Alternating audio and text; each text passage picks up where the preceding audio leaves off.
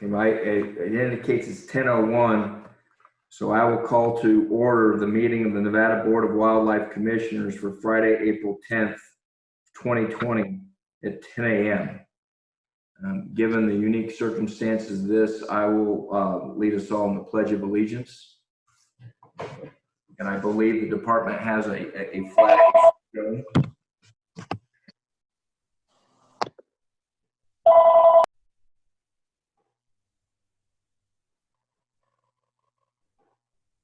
I pledge allegiance to the flag of the United States of America and to the republic for which it stands, one nation, under God, indivisible, with liberty and justice for all.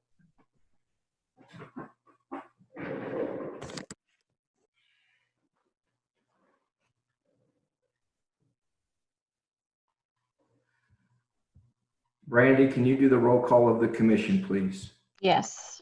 Chairman Johnston. Here. Vice Chairwoman East. Here. Commissioner Almberg. Here. Commissioner Barnes. Here. Commissioner Cavilla. Here. Commissioner Hubbs. Here. Commissioner Keel. Here. Commissioner McNinch. Here. Commissioner Valentine. Here.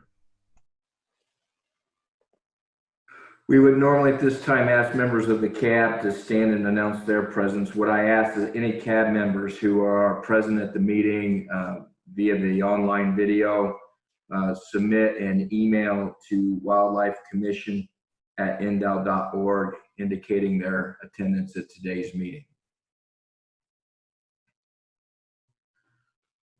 With that, we can move on from agenda item number 1 and move on to agenda item number 2. Before we do so, I just want to remind everyone to mute your microphones if you're not speaking. And I will go on to agenda item number 2, approval of the agenda. Chairman Brad Johnston for possible action. The commission will review the agenda and may take action to approve the agenda. The commission may remove items from the agenda, continue items for consideration, or take items out of order. Once the commission members have discussed this agenda item, a recess of a specific duration will be taken in order for the public to provide input at the following email address: wildlifecommission@ndow.org. Before reconvening the meeting, public comments will be shared with the commission prior to taking action. I have discussed with our Deputy Attorney General, Mr. Burkett, that we need not take public action on the agenda. And given the circumstances of today's meeting, what I'm going to do is not have public comment on the agenda and simply ask if there is, and I can see everybody. So what I'd ask is there any comment or discussion on the agenda from the commission? Seeing none, I would move to approve the agenda as presented. Second. Okay, I have a motion to approve the agenda by Chairman Johnston, seconded by Commissioner McNinch. Any discussions or comments? Seeing none, all those in favor signify by saying aye. Aye. Aye. Aye. Aye. Any opposed? Motion carries 9-0. And what I'd ask maybe everyone to do when we call for a vote is just to visually raise your hand when you make your vote. That way I can see it and it'll be a little more clear to everybody given how we're muting it.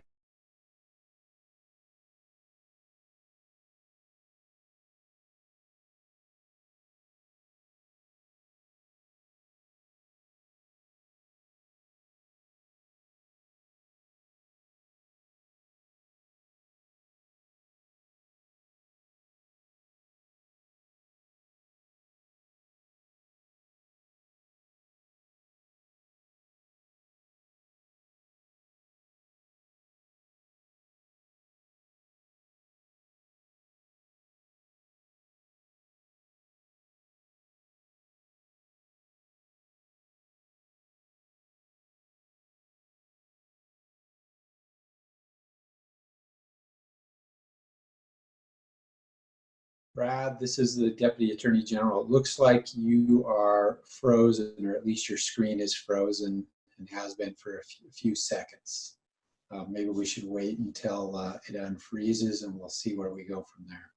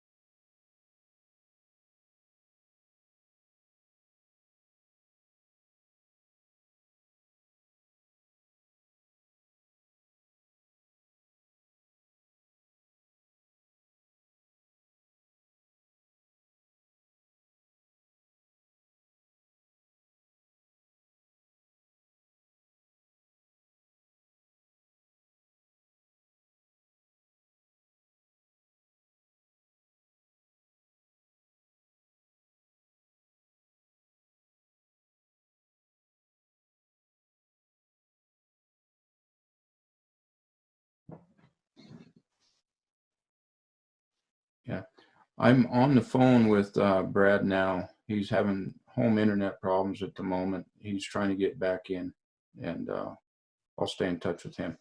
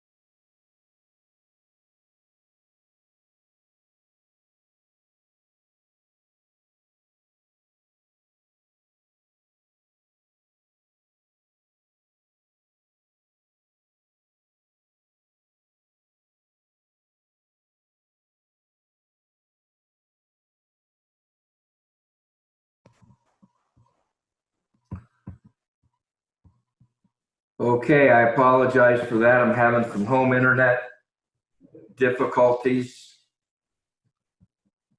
So I will go back to agenda item number 3. If it happens again, what I'm going to do is just call in and do it telephonically rather than through the Zoom. So agenda item number 3, member items, announcements, and correspondence. Chairman Brad Johnston, informational. Commissioners may present emergent items. No action may be taken by the commission. Any item requiring commission action may be scheduled on a future commission agenda. The commission will review and may discuss correspondence center received by the commission since the last regular meeting and may provide copies for the exhibit file. Commissioners may provide hard copies of their correspondence for the written record. Correspondence center received by Secretary Walsley may also be discussed. Any member items or announcements? I don't see any. I did receive some correspondence regarding some agenda items, particularly related to the heritage auction tags. Those came through the department, were shared with the commission. I would, however, like to thank members of the department, our Deputy Attorney General, Chris, Eric, Brandy, Jack, for putting everything together to make this meeting happen. While this may seem trivial to have a wildlife commission ongoing with everything that is going on in the world, and our thoughts and prayers may be with those on the front line of this pandemic, the families suffering with death of a loved one or illness or the loss of their jobs and the financial hardship. I just got back from 4 days with my wife and kids up on the Sheldon, camping and having an enjoyable time. And I think it is vitally important that this commission continue with its essential business, because I suspect the upcoming hunting seasons and big game draw may be the most anticipated big game draws and hunting seasons that we ever see. And I just think I'm very thankful that we live in a state where I was able to take my family and enjoy the outdoors and spend 4 days in what some would say the middle of nowhere. I think it was one of the most beautiful spots there are. And it made me reflect that it's important for us to continue our essential business, because I think there's going to be a lot of people out there that really look forward to things like the waterfowl season, the big game draw, as we hopefully get back to normal and continue to enjoy our great state of Nevada. And I want to thank all the commissioners for making themselves available, for all the work that the department's done. My thoughts are with everybody. I hope everybody is safe and healthy under the circumstances. But I just wanted to make that perhaps rather unusual comment, but I'm sure I speak for everyone that while this may seem trivial in the grand scheme of things, and our thoughts and prayers are with those on the front lines of this pandemic, I'm grateful that we have the opportunity to move forward with some of this business, because I do believe it is important. With that, I'll close agenda item number 3 and move on to agenda item number 4, county advisory boards to manage wildlife. Member items, informational. CAB members may present emergent items at Wildlife Commission at NDOW.org. These comments will be shared with the commission. No action may be taken by the commission. Any item requiring commission action will be scheduled on a future commission agenda. What I'd ask is that there are any informational or member items from the CABs, that they submit them via email to the address in the agenda, which again is wildlifecommission@ndow.org. With that, we'll close agenda item number 4 and move on to agenda item number 5. Approval of minutes. Chairman Brad Johnston for possible action. Commission minutes may be approved for the January 24th and 25th, 2020 meeting. Once the commission members have discussed this agenda item, at recess of a specific duration will be taken in order for the public to provide input at the following email address: wildlifecommission@ndow.org. Before reconvening the meeting, public comments will be shared with the commission prior to taking action. Has everybody had a chance to review the meetings from the January 24th and 25th meeting?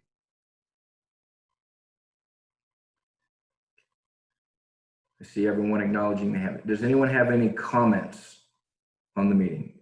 Vice Chair East? Hi, good morning. I have 2 comments. On page 22, at the very top, it says public comment in Elko, and it references something that Commissioner Almberg stated, but I don't see Commissioner Almberg's comments on the previous page. So I would just ask that either we put in the comment that Commissioner Almberg made, or we adjust that somehow. I'm not sure what happened there. And then on page 38, under my comment, down here, second paragraph up from the bottom, it states specifically the Nevada Sporting Dog Alliance, as they reported a 100% utilization of the need.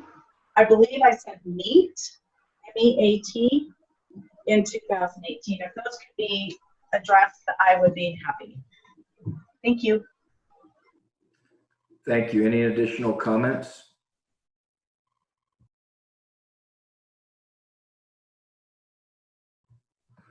Seeing no additional comments from the commission, what we're going to do, and this is what we'll be doing during the course of the meeting. We will pause, and for this agenda item, we will pause for 10 minutes once I call for the break. That'll give everyone who is viewing this, is that going to be a sufficient amount of time, given the catch up with the live broadcast? I'm seeing yes. So what we're going to do,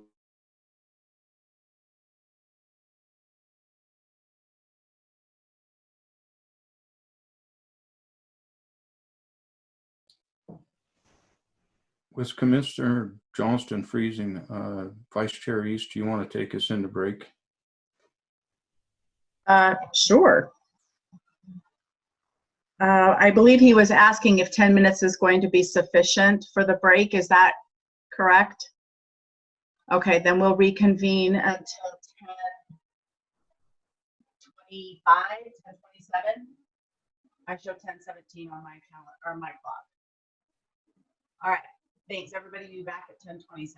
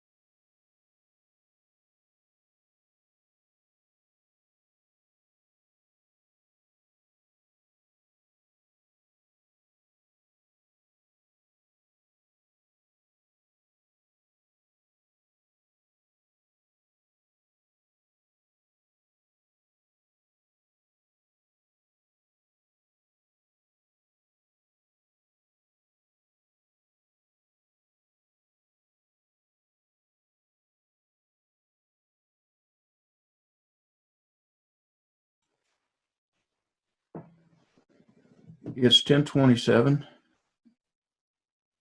We're still in recess.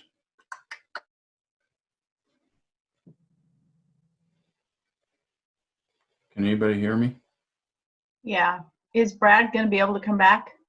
Okay. It's not Brad's home internet. It's Yarrington's internet. We were working with Eric trying to get, Brad tried to call in number. It said the meeting wasn't recognized. So Brad, Brandy, and Eric are working to try to get Brad back on the phone to get back in the meeting. So until Eric takes his panel down, I don't think anybody in the public can hear us. Maybe they can. But if we continue to have trouble with Brad, if you could get us going again, Tiffany, and we'll just work through this. Okay. Okay, thank you. Jack, can you hear me? Yes. Do you want me to call Brad and put him on speakerphone through my cell phone? Eric's working with him right now. Okay, Let's wait till we hear back from Eric or Brad. you got it. Thank you. Thank you.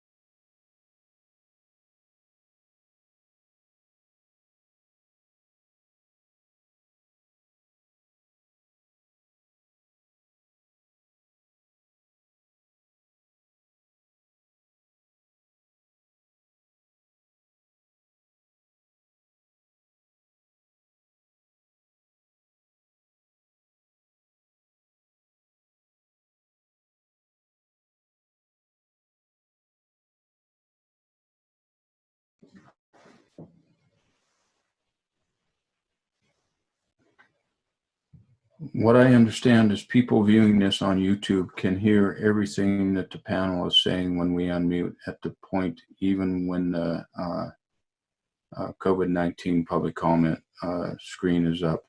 So for those of you listening, we are having technical difficulties with Brad Johnson's feed out of Yarrington. It is not his home internet, it's his feed. We're working to resolve that issue, trying to get other means to have Commissioner Johnson participate in the meeting.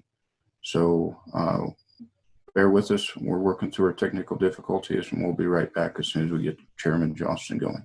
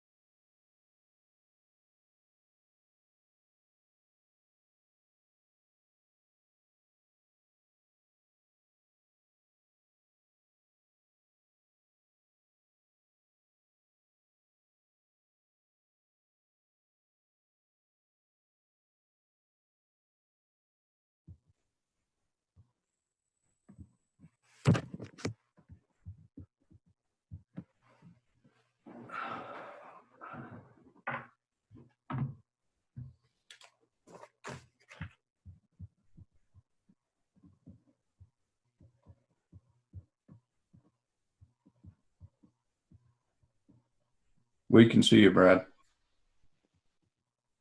Okay, can you hear me? Well, You're that's one benefit to living in Yerington. It doesn't take long to get from your house to your office and a different internet provider. Okay. I'm not sure where I cut off or where we're at, or if it's even time to reconvene. I think it is. Okay. We were at approval of minutes, Brad, Okay. item 5. And I'm pulling up now the page to see if there's any public comment.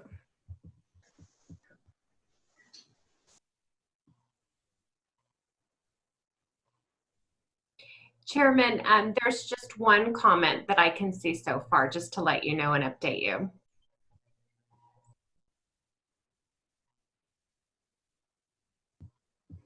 I see something from the Carson City cab. Correct, that's what I see as well. Does everybody see the same? And that was not related to the minutes. Okay, so I'll go ahead and reconvene the meeting of the Nevada Board of Wildlife Commissioners. Thank you all for your patience as I struggled with some internet service provider issues here this morning. So we're still on agenda on item number 5. We did not receive any public comment on that agenda item. Any further discussion or comments from the commission? Commissioner East, since you did have some comments, would you like to make a motion? Yes, I will move to approve the minutes with the changes that I asked to be reflected on page 22 to include a Commissioner Almberg comment, and on page 38 to change the word in my statements from need to meet. I second that. Second that. Yeah, I have a motion by Commissioner East to approve the minutes of the meeting with the 2 changes she noted, seconded by Commissioner Hubbs. Is everybody clear on the motion? All those in favor signify by saying aye. Aye. Opposed? Motion carries 9-0. With that, we will close agenda item number 5 and move on to agenda item number 6, Commission regulations for possible action. Public comment allowed. Commission Regulation 20-10, migratory game bird seasons, bag limits, and special regulations for waterfowl and webless migratory game birds. Public hunting limited on wildlife management areas and designated state lands. 2020 to 2021 season. Wildlife Staff Specialist Russell Woolstenhume for possible action. The Commission will consider recommendations for seasons, bag limits, and special regulations for migratory game birds for the 2020-2021 season and adopt regulations consistent with proposed regulations framework for the 2020-2021 hunting seasons on certain migratory game birds established by the U.S. Fish and Wildlife Service.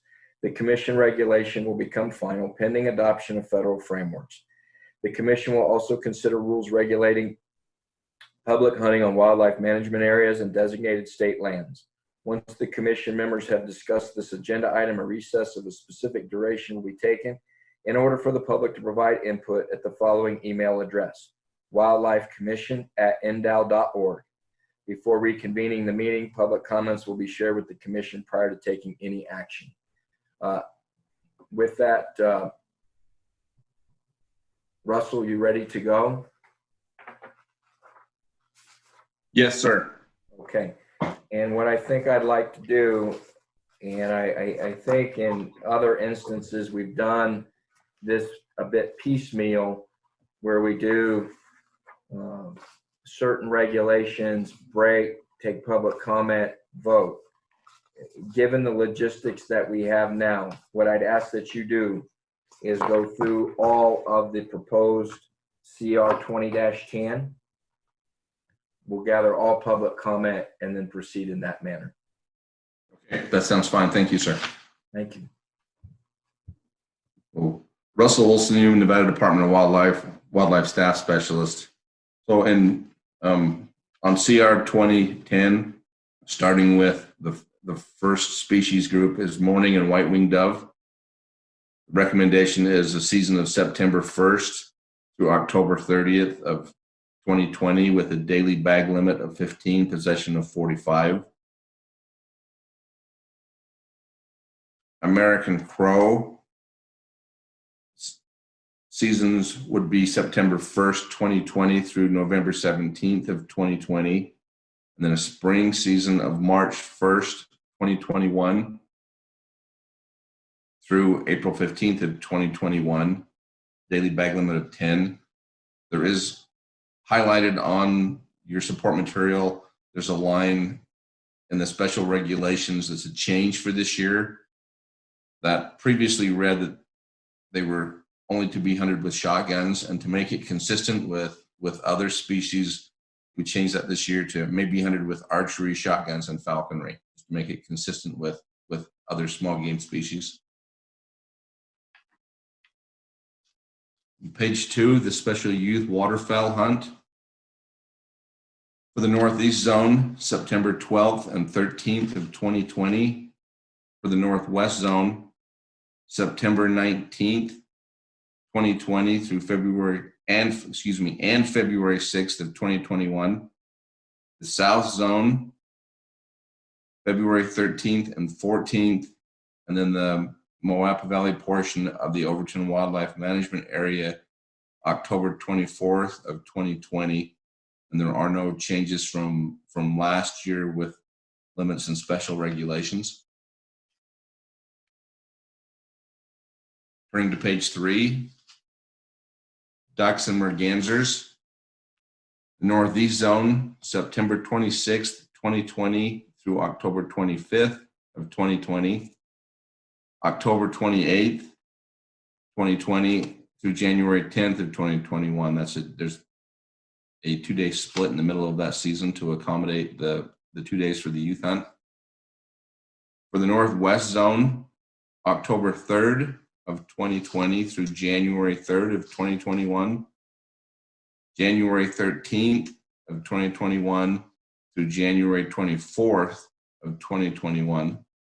And that represents a 9-day split mid-season, 2 days to accommodate the youth hunt, and then the extra 7 days to push that season back farther into the hunt year to accommodate people who wanted the later hunt dates, as well as people who wanted the earlier opener, which is a slight change from last year's dates. The South Zone, October 17th of 2020 through October 25th of 2020. October 28th, 2020 through January 31st of 2021. And that's the 2-day closure to accommodate the youth hunt. And then within the South Zone, the Moapa Valley, the confluences of the Muddy and Virgin Rivers. That season would be October 31st, 2020 through January 31st of 2021. There are no changes within the limits and possessions except for scaup, which went from a 3-bird daily possession and a 9-bird bag to 2-day daily possession and a 6-bird bag to be compliant with federal regulations. The scaup season would be the same dates as addressed under correction, they're not the same dates. I'll read through those for scaup. For the Northeast Zone, September 26th of 2020 through October 25th of 2020. October 28th through December 22nd of 2020. The Northwest Zone, October 22nd, 2020 through January 3rd of 2021. January 13th of 2021 through January 24th of 2021. For the South Zone, for both the complete South Zone and for the Moapa Valley portion of the South Zone, November 7th of 2020 through January 31st of 2021. And that reflects the same reduction in limits for SCOP of the 2 bird daily bag and 6 in possession. On page 4, Russell, if I may interrupt just for a quick question. yes, If SCOP has its specific season dates as set forth in the chart on the bottom of page 3 of the CR, should we remove the bag and possession limits of SCOP from the ducks and mergansers? This seems to be a bit confusing that you have season dates and then you list for ducks and mergansers, then you have the bag and possession limits for SCOP, only to then have a separate SCOP season. It seems to might lead to confusion. right. And we can remove that on the ducks and mergansers. I do have it listed out under the SCOP season that it's included within the general duck limit. And I have it in both because you can't have a possession of 7 ducks plus 2 SCOP. It's Right? including the 2 SCOP. So that's why it's in both. But if you find it clear, we can remove that from the ducks and mergansers. When you make a motion later, that's how you choose to do so.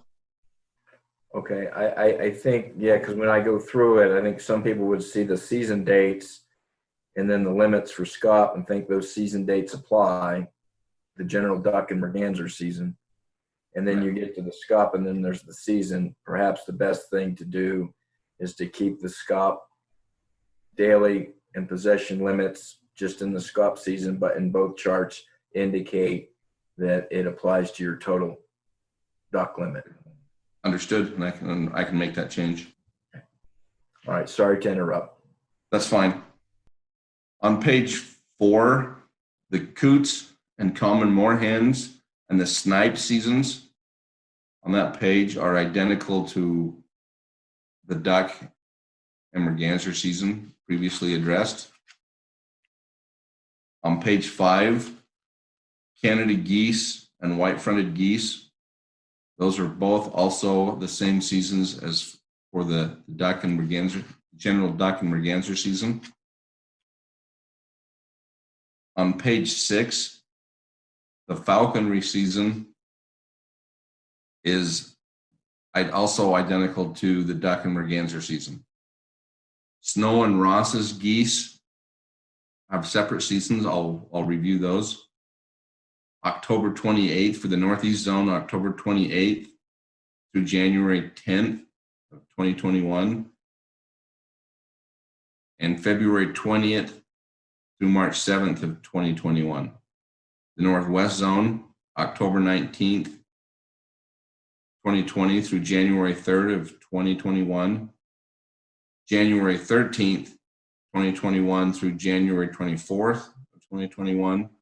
And February 20th, 2021 through March 7th of 2021. The South Zone, October 17th, 2020 through October 25th of 2020. October 28th of 2020 through January 31st of 2021. And the South Zone Moapa Valley portion, October 31st, 2020 through January 31st of 2021. There are no changes from last year to the limits or special regulations. On page 7, swan season be October 3rd of 2020 through January 3rd of 2021, January 13th through January 24th of 2021. There are no changes to limits or special regulations. On page 8 through page 10 are regulations related to public hunting limited on wildlife management areas and designated state lands. And there are no changes in content, only formatting in this section from last year.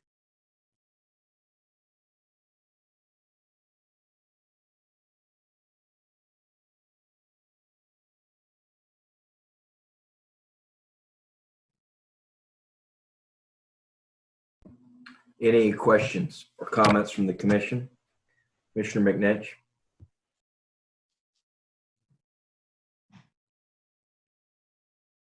Thank you, Mr. Chairman. Russell, on the special youth waterfowl hunt,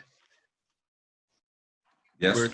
where it says the open areas for the South Zone, it says to include the Moapa Valley portion of the Overton Wildlife Management Area. And then the open sea areas down below, it says Moapa Valley portion of the Overton Wildlife Management Area. And it was confusing to me. I'm like, So what am I missing? the South Zone includes the Moapa Valley. That's all within the South Zone. So those opening dates, February 13th and 14th, are inclusive of all of the South Zone, including the Moapa Valley. And then the Moapa Valley portion on October 24th, that's a special youth hunt that is only held at the management area. Thank you. That makes that hear from somebody else. It makes sense to me now. Thank you.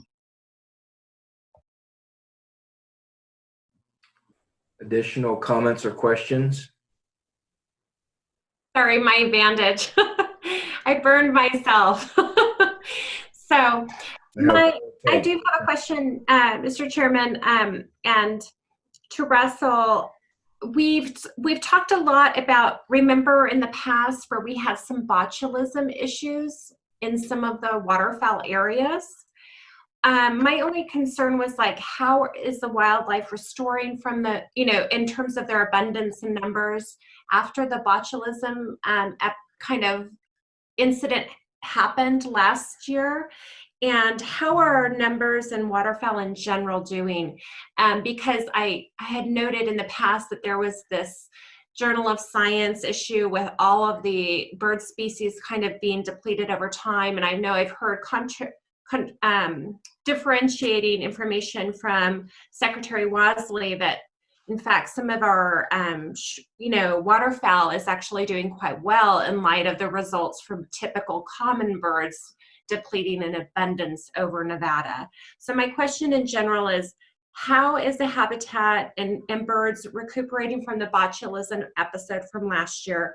And second, how are the numbers or abundance numbers of waterfowl in general overall for the state of Nevada at this time?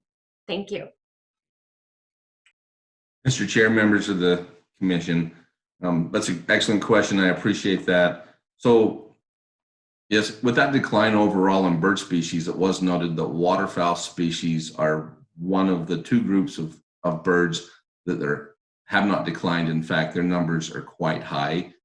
Over the last decade, 8 of the highest years of duck numbers ever recorded have been recorded 8 of the last 10 years. So the memorandum that's at the beginning of the CR that you received in your support material shows that last year continentally that there was recorded 38.9 million waterfowl on the waterfowl bird survey continentally, and within the state, that 38.9 million was a 6% decrease from the year before, 41.2 million, but it's still 10% higher than the long-term average for waterfowl continentally. Within the state, a little lower, you'll see that in 2018, our duck breeding bird population survey was nearly 91,000, and for 2019, it was nearly 120,000. So it's a significant increase. So the botulism outbreak was a couple of years ago, and while it's devastating to lose large quantities of birds, we estimated that loss at around 15,000 birds. That's all water birds. That's waterfowl and wading birds and shorebirds. When you look at the continental population of just of the waterfowl of nearly 39 million, it's a pretty small number. So the overall impact to the overall population is small. So those were largely migratory migrants that were coming through the state at the time. Last year, our numbers looked really good. This is the second year. We're going into the second year post that episode, and the populations rebounded well. The habitats rebounded well. There was where that event happened was at Carson Lake and Pasture. There was some infrastructure damage, as I pointed out in a previous commission meeting.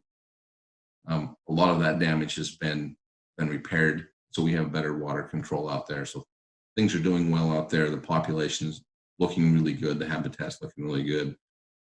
A few back-to-back years of really good precipitation has put us in a good place. This year, the precipitation were below normal in the drainages that impact most of our waterfowl areas.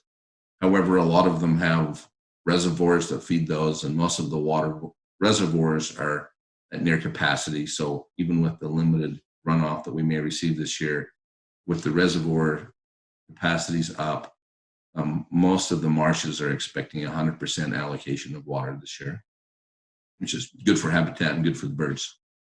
Thank you for asking. It's my pleasure. I'm interested in birds, and my follow-up question would be then, I know we talked about some of the botulism, like when we have a lot of fresh water, that's good. And you're kind of concerned a little bit, like maybe this year we didn't have as much up in northern Nevada, and so the reservoirs will take care of that.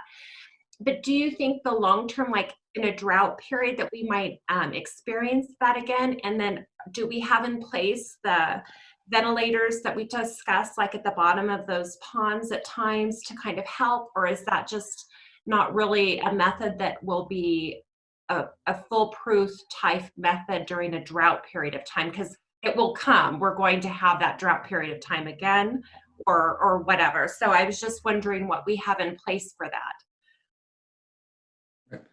Again, excellent questions, Mr. Chair, members of the commission. So as far as putting the aerators into systems, that's effective on small urban ponds, but it doesn't really work in the large marshes where you've got thousands of acres of open water.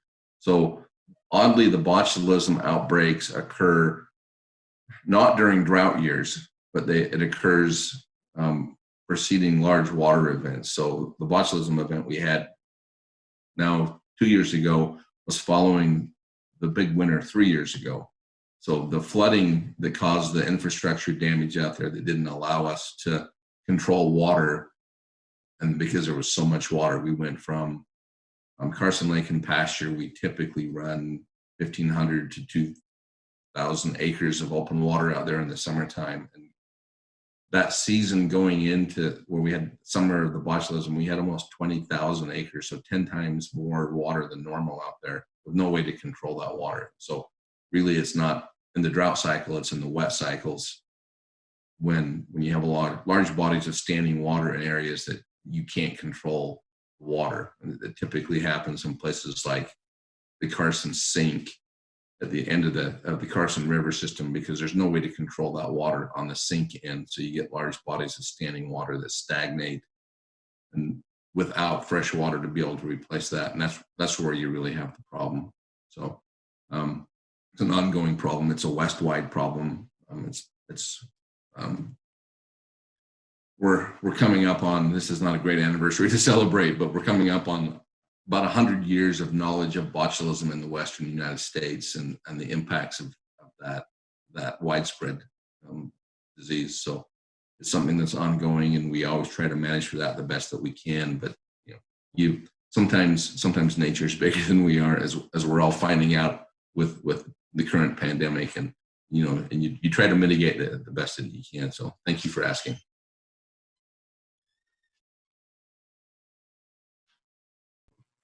Any additional questions or comments? Commissioner East. Thank you, Mr. Chairman. Russell, we all received a note from the Elko County CAB asking to change the waterfowl season for the Northeast zone, supporting a start on September 26th through October 20th, and then again 10/30 through, I think that's it, yeah, through January 17th of 2021. Do you have any concerns with those, a change in those dates in the Northeast zone? I have reviewed those dates, and those dates as presented are compliant with the federal framework. We can make those work. It would require going back and making adjustments to what I just read, which is easy enough to do if that's what the commission desires. But those dates are compliant, and there'll just be some slight adjustments to the other associated seasons. But those season dates are fine, and I have no complications with them. Okay, thank you. Any additional comments or questions? I don't see any. I have a question. The Eureka County, I believe, if I was reading their action report, brought up the issue of Eureka County going into the Northeast zone.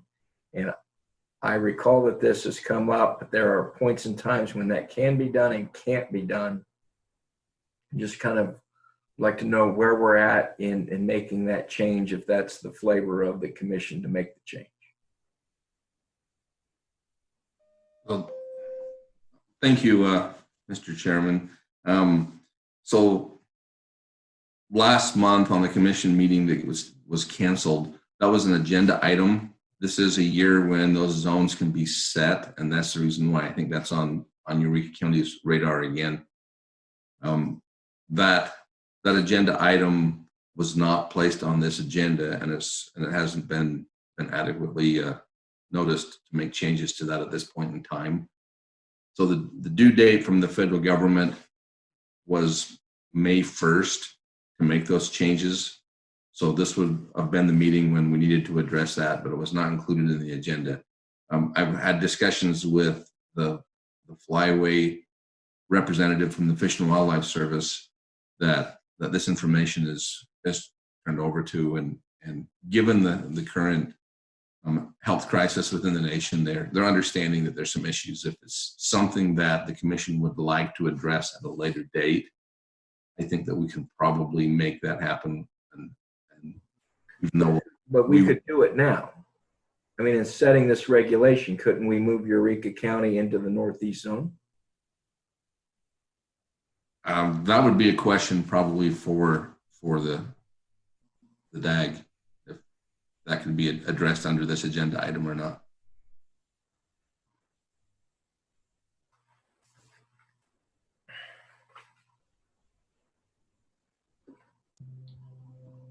Brad, do you want my opinion on that? I would like some guidance. I mean, we're setting seasons and we're talking about what you designate in the zones, and that's in this regulation. I don't know why it wouldn't be part of the agenda item. I agree. Certainly other counties view it as part of the agenda item because this is when it comes up. Yeah, I can't see why it's not part of the notice agenda.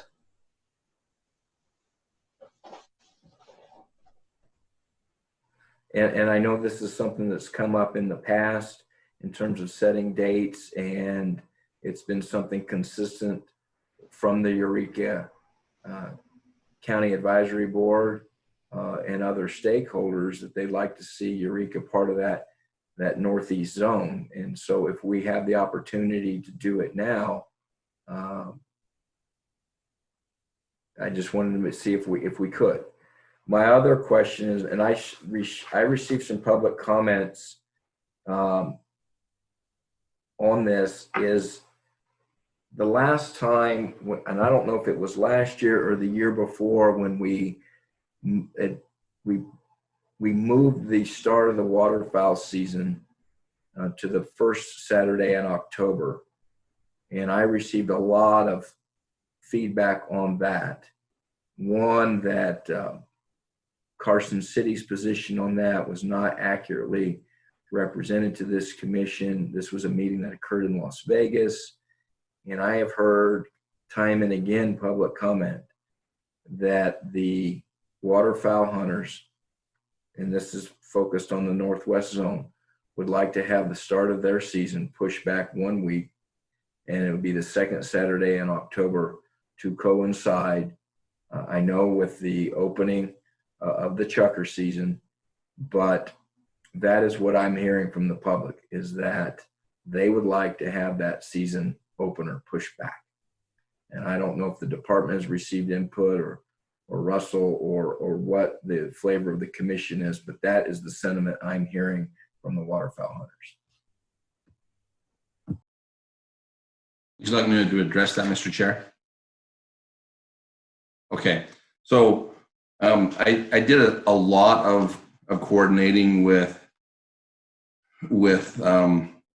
various groups on the waterfowl season for that Northwest zone that was presented this year.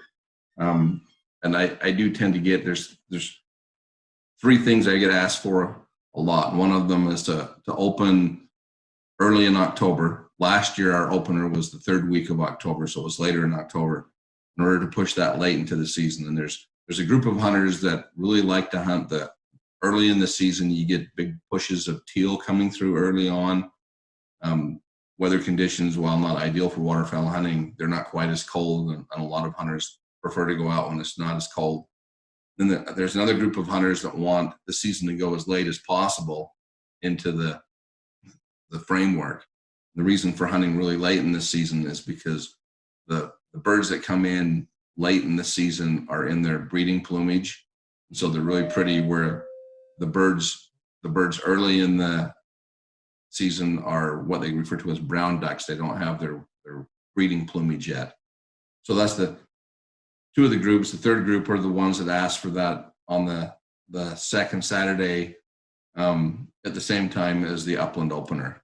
So I worked with the groups this year, and we addressed the early and versus the late groups through this process of having a 9-day closure instead of our standard 2-day. And that allows us to open it the 1st week of October to give the waterfowl hunters that want to hunt early that opportunity.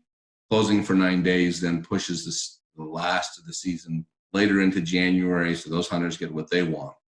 The only group that's not addressed here would be the ones that want an opener at the same time as the upland. And that's something that I have spent a lot of time talking with the different groups that I deal with about, and it's something that I've always felt very strongly about.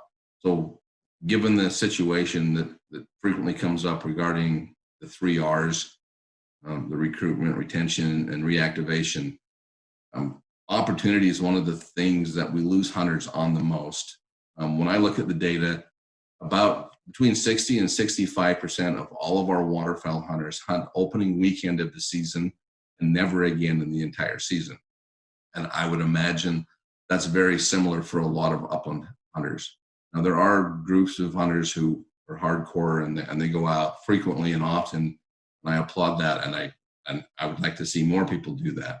But when the majority of our hunters are opening weekend hunters, by making those 2 hunts open on the same weekend, we're eliminating an opportunity to guys that might buy a license. When you look at that license and you're trying to decide, do I buy a license this year? You go, well, there's those 2 openers, and that's always really good, so that's worth it to me. But when that's reduced down to now you have to make a choice, I personally feel like from my position that doesn't provide enough opportunity, and we could potentially lose hunters or not be gaining new hunters. And that's the reason why I've avoided that date as far as the opener and having them coincide on the same weekend. I hope that answers your questions.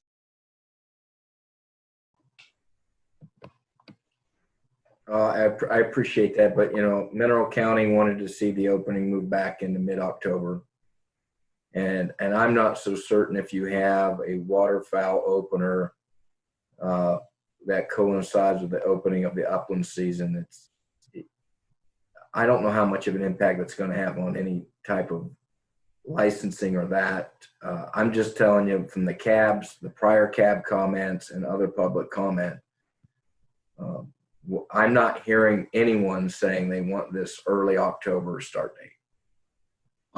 I did work with, like I said, I worked with several of the members out of Carson City specifically on the season dates that you see before you now, as well as Nevada Waterfowl Association and the board at the Canvasback Club. And all of them were supportive of these season dates that you see before you right now. And that's, I mean, I worked with them for several weeks to build these dates, and it's different than I've ever done it before. And this is what we came up with that 9-day split that allowed both the early and the late hunt dates.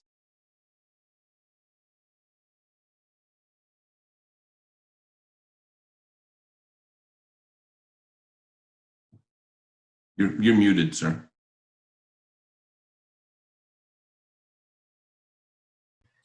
I received a text this morning that I'll forward on, but it was from Dave Stanley, who I know is active out at the Canvasback, who said they support, or at least he supports, the October 10th opening of the waterfowl season. So I don't know why I'm getting a text from one individual that says October 10th, and then, but that's what I received. So, any additional comments or questions? Commissioner Almberg? Yes, I agree, Brad. Eureka's been very vocal all along about changing. Their wishes are to change into the northeast zone. They've made it clear, almost every year. And if this is the opportunity to do that, I would like to do that for them. In addition, I think that the changes in the dates that Elko is supporting for the northeast zone, I'm hoping that some of the other cabs that are in the northeast zone are listening today and will participate. But I personally have no problems with accommodating Elko's recommendations as well.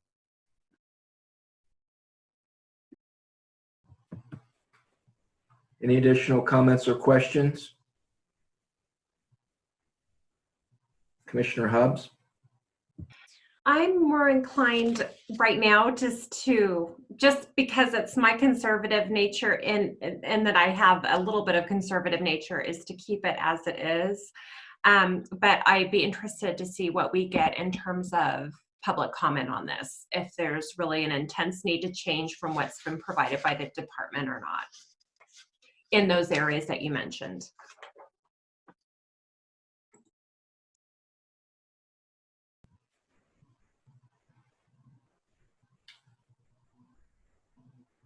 Any other comments or questions? Anything further from the department? I guess, so as far as the zones go, if that's the direction that the commission would like to make, then I can work on that. When it was on last month's agenda, there were additional support materials and discussion that I had prepared that you don't have because it wasn't an agendized item specifically today. If that's something that, but the changes to the zones, if they're implemented, would not go into effect until the 2021-22 season to begin, and then they would be in place for 5 years. So you can't change them for this specific season. The zone changes have to go through a federal process that's different. So any changes to the zones wouldn't take effect for the season we're discussing now.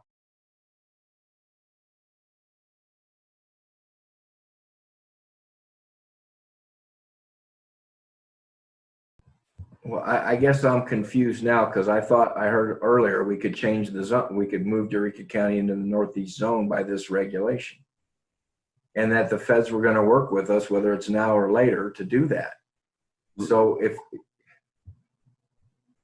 right, and I apologize for that confusion. So the zones that are on federal regulation, the zones operate differently than our season selections. So zone selections, this isn't the open period to make zone changes within the federal framework, but that has to go through a different federal process. So that process won't be completed. And the season that we're opening for is 2021 through the end of the 2025 seasons, that 5-year period. So in this zone, this particular regulation in front of you is for the 2020-2021 season. So I apologize for that confusion, but we cannot make zone changes for the upcoming season.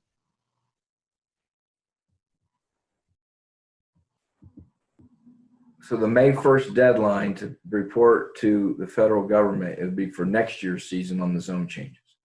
Correct. That's for the next 5-year period, that deadline, which they have indicated is they have some leeway, but that change is starting at the 2021 season for zones.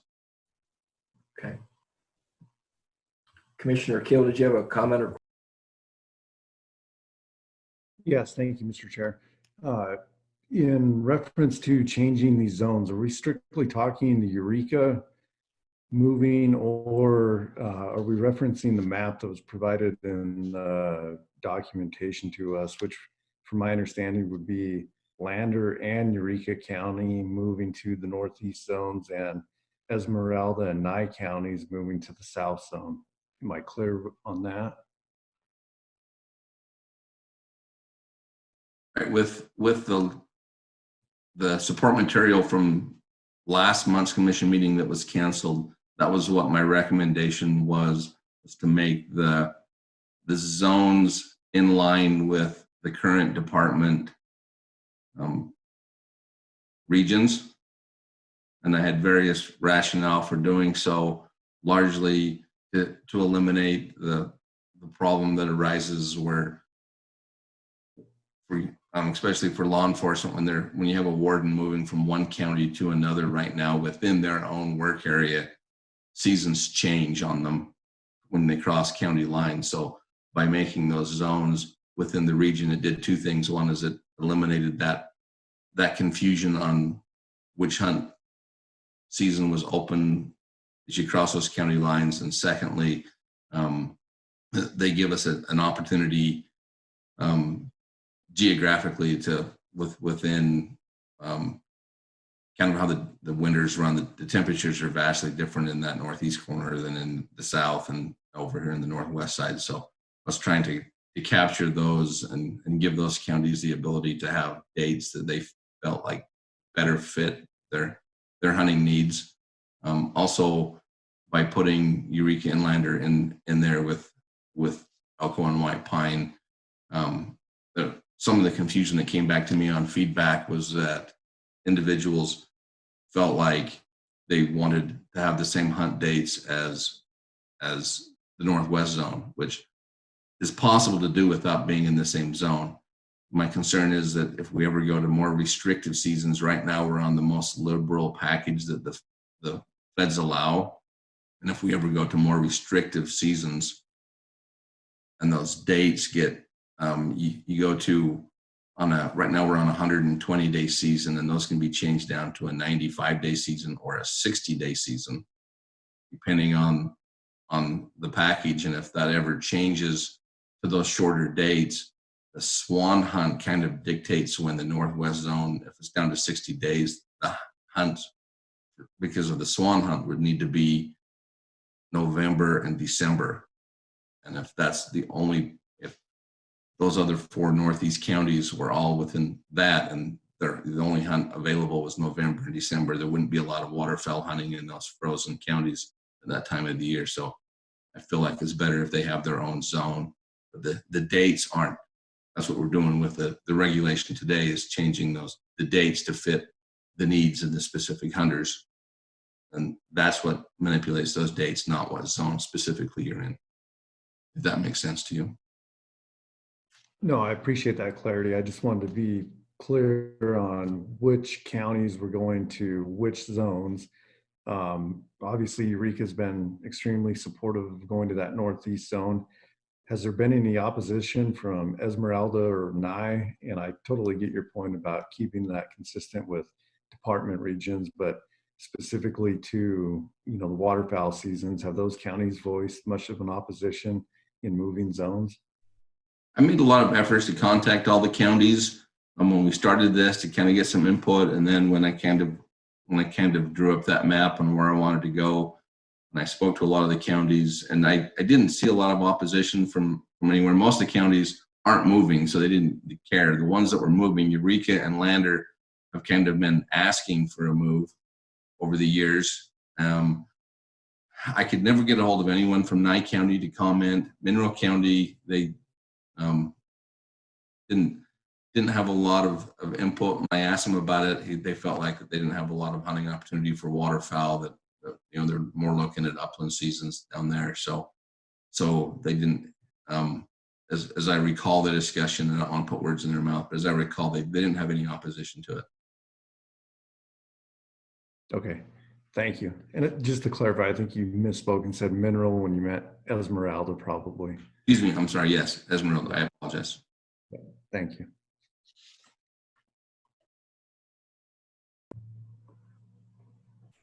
Deputy Director Rob?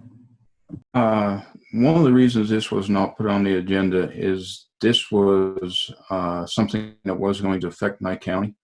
And out of the counties that normally do meet, two of the counties were unable to meet before the shutdown occurred. Those two counties were Clark and Nye County.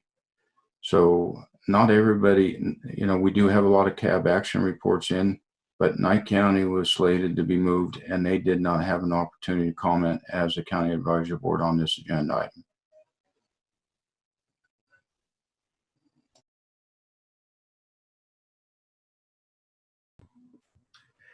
Any further questions or comments?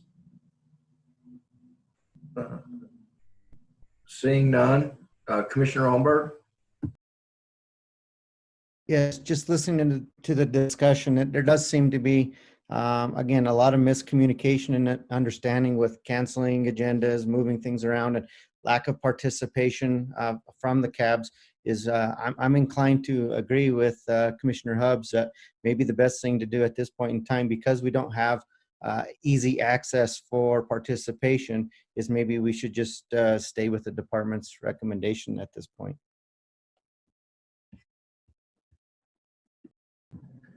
Any additional comments or questions? What I'm going to do now, I think we've thoroughly discussed it.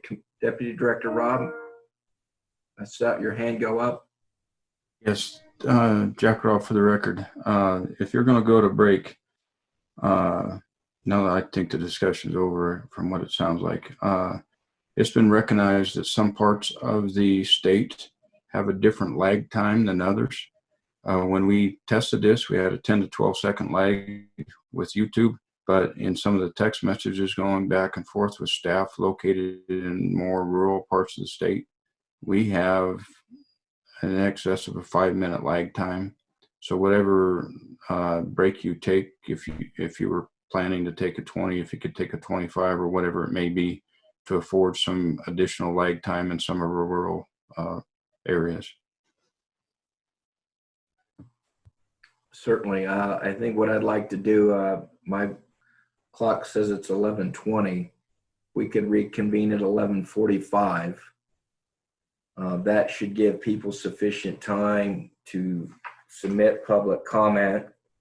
And again, the public comment should be emailed to wildlifecommission@ndow.org. I would ask that you specify agenda item number 6, whether you support the proposals or do not support or object, and then limit your public comment to what would normally be a 3-minute public comment. That we are getting those via internet so we can review the public comment before we take action. So if anyone wishes to make public comment, please do so by email. The address again is wildlifecommission@ndow.org. We'll then be in recess until 11:45. We'll reconvene at that point in time. I'd ask members of the commission to watch the Google page for the public comments as they come in and review them. But we'll stand in recess then until 11:45 to receive public comment. Thank you.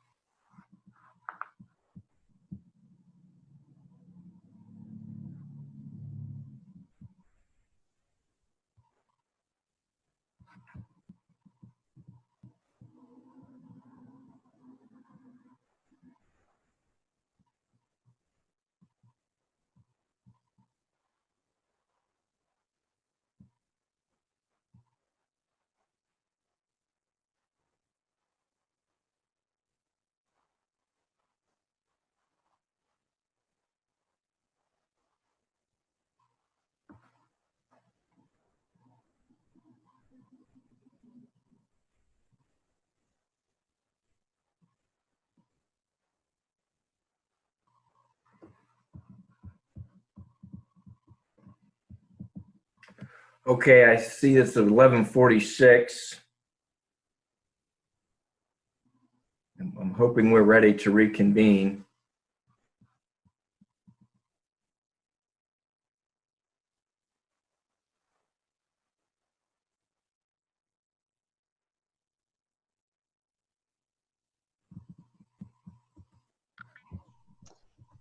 That's all the public comment I've read thus far. Okay, I see the last one as being from Josh Vittori. Wait to see if Commissioner McNinch is with us and Commissioner Hubbs.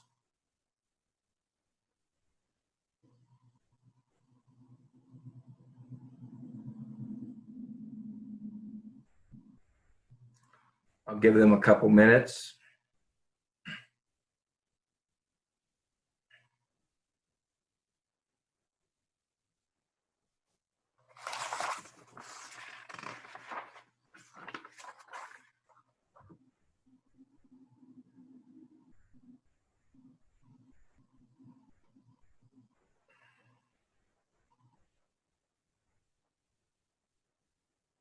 Commissioner McNinch, are you with us?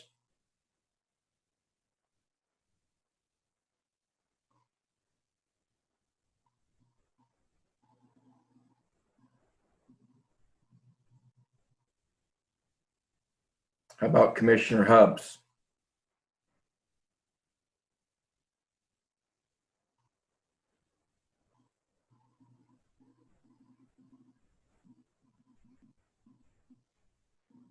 Sorry about that. It went away for a minute and I didn't know how to get it back. So Nope, you're back now. Thank you.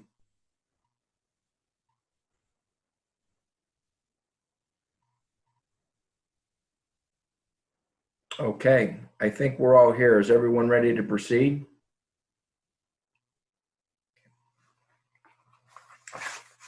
I think it'd be appropriate, and correct me if I'm wrong, the Deputy Attorney General Burkett to share the public comments briefly of what we received. Absolutely. Okay. We received a few public comments via email. One was from Dave Stanley. He suggested and supported an October 10th opener for waterfowl in the Northwest Zone to coincide with the Upland opener. I know Mr. Stanley, I believe, is the president of the Canvasback Club, but I don't know if he was speaking for the club or himself. Rex Flowers made a comment that moving Eureka into the Northeast Zone may not have been properly agendized and was not appropriate action to take at this time given the terms of the agenda. Rob Beamer from the Carson Cab offered comments regarding the communications with the department or lack thereof to his knowledge. And he suggested that perhaps it was the Canvasback Club members who wanted to push the start date forward earlier in October. But it seemed like the Carson Cab was more supportive of a later opener of the waterfowl season in the Northwest Zone. Received a comment from Darren Elmore, who said last year we had the third Saturday in October. That was for desire from a number of waterfowlers to push the opening of the season later in October and could not understand why we're now proposing the first Saturday in October. Mr. Cooney reiterated the request of the Elko County Cab for the dates in the Northeast Zone. Mineral County Cab through Mr. Bunch commented that they would like to see a later start to the waterfowl season. Hopefully I'll pronounce this person's name correctly. Paolo Della Bordella suggested a support for an October 10th opening of the waterfowl season in the Northwest Zone. Tom Fennell similarly requested an opening of the waterfowl of October 10th with the additional comment that it can also create less congestion in the field if you have the opening of the upland season coinciding with the opener of the waterfowl season. Josh Vittori made a similar comment in support of an October 10th opener of the waterfowl season in the Northwest Zone. I believe I adequately summarized the public comments. I'm going to check just to make sure if any others came in.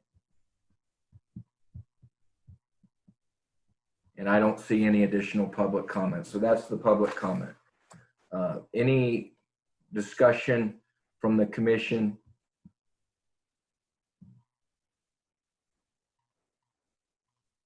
I'm not seeing any. Commissioner Almberg?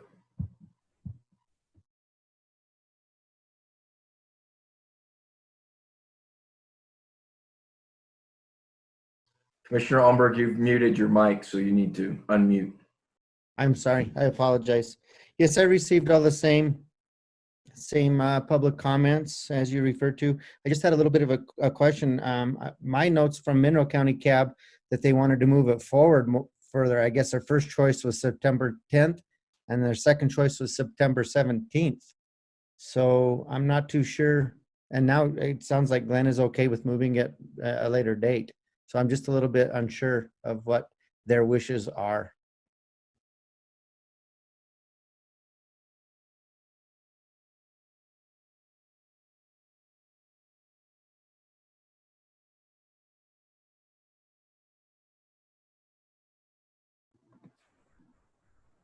Additional comments or questions? Commissioner Keel? Yeah, thank you, Mr. Chairman. Where do we land in terms of, are we going to be able to address the change in zones on this agenda item, or are we not going to be able to? I think it's my understanding that we cannot do that through the federal framework at this time. That if that was to occur, it would go through further public input to the federal authorities, the appropriate people at a later time to adjust the zones, which could not take effect until the next season. Is that correct, Russell?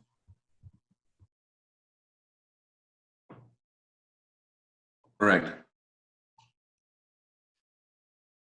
So my understanding is moving counties from one zone to the other is not an available option right now for this particular upcoming season.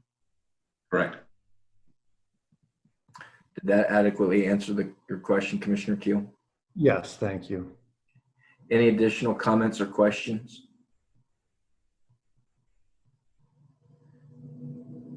Well, Commissioner Keel? You say with that, then I'll move to adopt Commission Regulation 20-10 migratory game bird seasons, bag limits, and special regulations for waterfowl and webless migratory game birds, public hunting limited on wildlife management areas and designated state lands for the 2020 and 2021 season as presented, with the following exceptions, which is to note that SCOP limits apply to the ducks and merganser limits in both of those sections of the regulation, and to include the ELCO or the Northwest Zones and ELCO recommendation of moving that later segment of the season to October 30th of 2020 and running through January 17th of 2021. And the start dates for the Northwest Zone to start October 10th.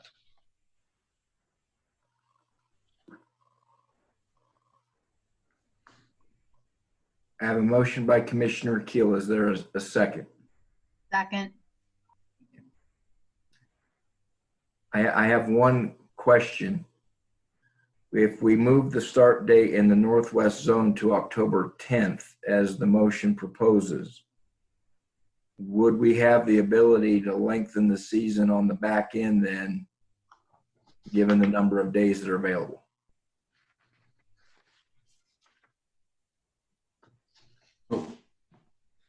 Chairman Johnston, any changes to those waterfowl openers?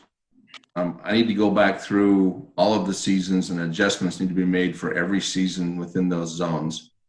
So, and I'm prepared to do that. I hope. I was rushed a bit, but I did my best to try to get those those dates firmed up, but we need to go back through if there's a change to water to the duck season that impacts the rest of the seasons, except for doves and crow is the only one that doesn't impact, but the rest of them will need to be go through and adjust those dates for everyone. If we were to approve the opener of October 10th, then you could make those adjustments and we wouldn't necessarily need to specify those now. We're going to maximize the hunting dates, right? Right. I suppose the commission could, if it's within the legal ramifications, and this is up to Attorney General Burkett, but if I imagine that if your motion is that you're setting the duck seasons, and then it's the direction of the commission for the department to make all other seasons under that direction, then I could do that at a later date and not have to read through all of those.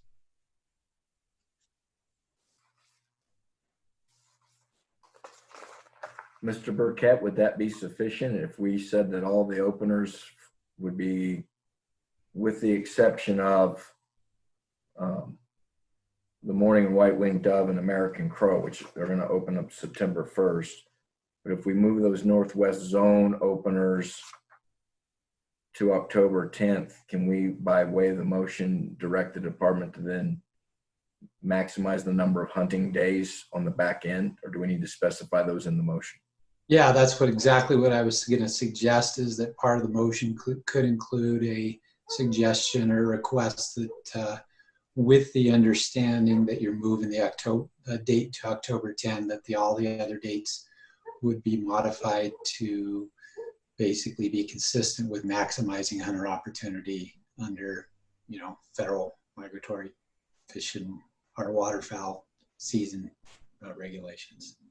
You get the gist of it. And Commissioner Keel, we do have a motion on the table with a second. Would that be something that you intended to include in the motion or not?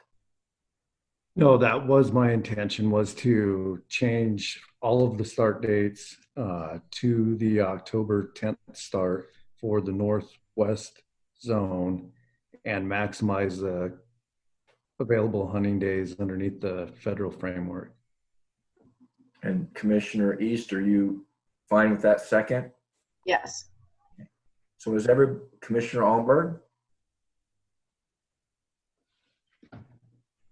Yeah, I just like to make a comment before I guess we proceed. Just I feel a little bit uncomfortable with I agree with these changes. It sounds like that's what the majority of the people in the cabs want.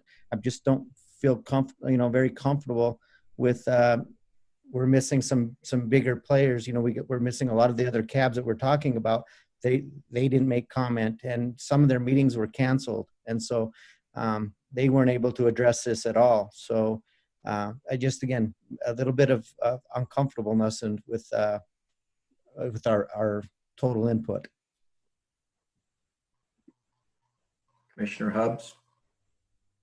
Yes, I still feel like I would want, personally, I would want to do a conservative approach. It sounds like we want to open up hunter opportunity based on our numbers, abundance numbers and everything seem to be okay, but they are a little bit down right now. And in light of the current situation, I would not want to change any of the seasons. I would be more inclined to move with the department and their biologist on this recommendation versus varying with somewhat limited input and not understanding all the factors. I feel confident that the hunting seasons as proposed are sufficient for this next year. So I would be more inclined not to change it. I just wanted to state that again. Any other comments or questions? Mr. Chairman, this is Tom. Can you hear me? Yes, I can.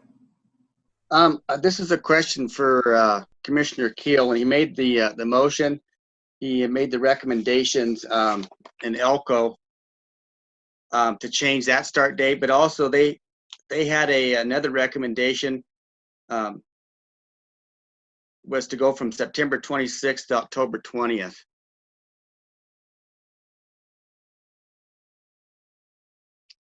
I guess was that to be included that way also, or did you leave that out for a reason?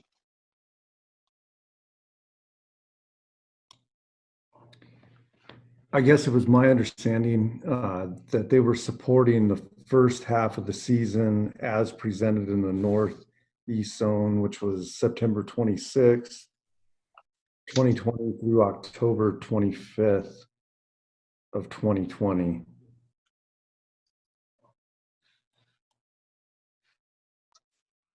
Mr. Chairman, this is Commissioner East. Actually, the Elko Northeast Zone was suggested at September 26th to October 20th, and then October 30th through January 17th of 2021.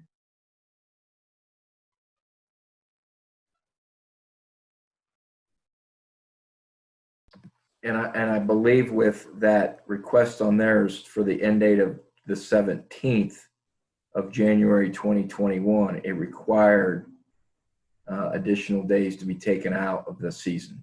Is that correct?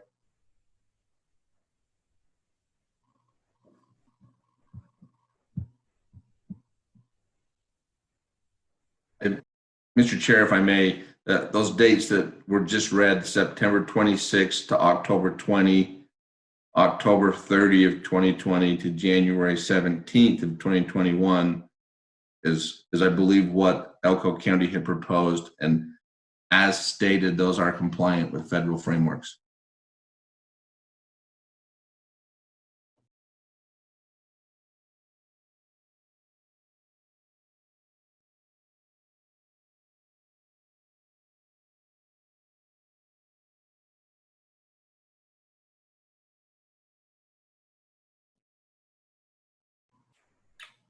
Okay, any additional comments or questions? I'm not sure if we're clear on then the motion. Commissioner Keel, your motion was to adopt the recommendations of Elko County CAB. Correct. And then, which are the September 26th through October 20th, and then October 31st through January 17th. Correct. Is that clear with the second? It is, but it's actually October 30th through January 17th. My apology. So yes, I am clear and I am supportive. Okay. And then I have a question for Mr. Wilson-Hume. Last year, we started the duck season on the third Saturday of October. Is that right? That's correct. I had a number. Sorry, go ahead. So I feel like I understand Commissioner Holmberg's concerns about CAB input, but to me, the department's recommendation is a fairly significant change from what happened last year. And that the good compromise here and what we're hearing from the public is they'd like to have October 10th in the Northwest Zone to coincide with the opening of the upland season, a number of other issues being addressed. And so I think the more conservative approach and the best compromise here is to have an opening date in the Northwest Zone of October 10th, with then the ending date being that which maximizes hunter opportunity under the federal framework, which is, I believe, consistent with Commissioner Keel's motion and the second by Commissioner East. I think we're far better off finding that compromise approach of going the second Saturday of October, given that we started in the third Saturday of October last year under the circumstances of perhaps some cabs not being able to meet. But when all the public comment I'm getting is uniformly asking for this October 10th opener, I'm comfortable going forward with that, especially in light of the fact that it's less of a drastic change than the October 3rd opener, which would be a 2-week advance of the waterfowl season. Is there any further comment or question? I don't see any. Commissioner Hubbs? just so what we're doing then is we're meeting a compromise where we're going to open up 1 week earlier in the northwest area or the northwest area. Is that right? The Northwest Zone. And when my only other concern, I'm going to bring it up because I don't do a lot of bird hunting or anything like this. So we're going to open it up and have a little bit of overlap with upland species and waterfowl, correct? There's always overlap between the upland seasons and the waterfowl seasons.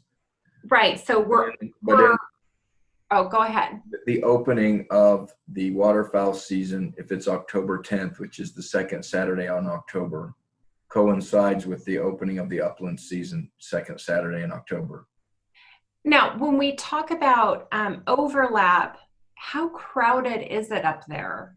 I mean, in these areas with with the different areas having different hunters in. I mean, is it still pretty remote, or could we expect like congestion? I guess that's my only issue right now is like, I don't want to introduce like a bunch of people out in the same area doing the same thing in close proximity, if you know what I'm saying. Well, I think the public comment is that by having the opening of the waterfowl season coincide with the opening of the upland season, it actually reduces hunter congestion because you hunt upland birds in a different area than you hunt waterfowl. So the chukar hunters are in the hills, in the mountains, where the chukar are, the waterfowlers are in the wetland areas, and it actually reduces hunter congestion by having the opening of the upland season and the waterfowl season on the same day. Okay. Well, I would be open to something like that as long as there was no risk and I just don't, I'm more hesitant to vary from what the department has put out, but as long as it doesn't lead to excess congestion in certain areas, and it appears that the cabs want this, and we're only talking about 1 week, correct? Yeah, we're pushing back if the motion was to be adopted, it would push the opening of the waterfowl seasons back 1 week to October 10th, but you'd have still the same number of hunting days, which is the maximum allowable under the federal framework by adjusting the back end of the season dates. Okay. I think that's a good proposal. I think that's fine. Any further questions or comments before I call for the vote? Chairman, I have received 2 further public comments, and I would like to know how we need to address this since it's not an open public comment period.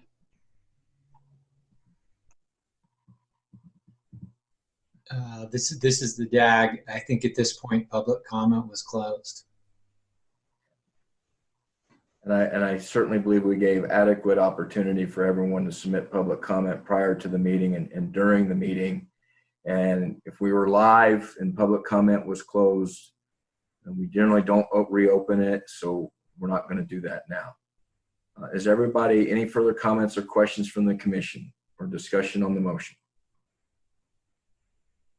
Seeing none, is everyone clear on the motion? Okay, all those in favor signify by saying aye. Aye. Aye. Opposed? Motion carries 9-0.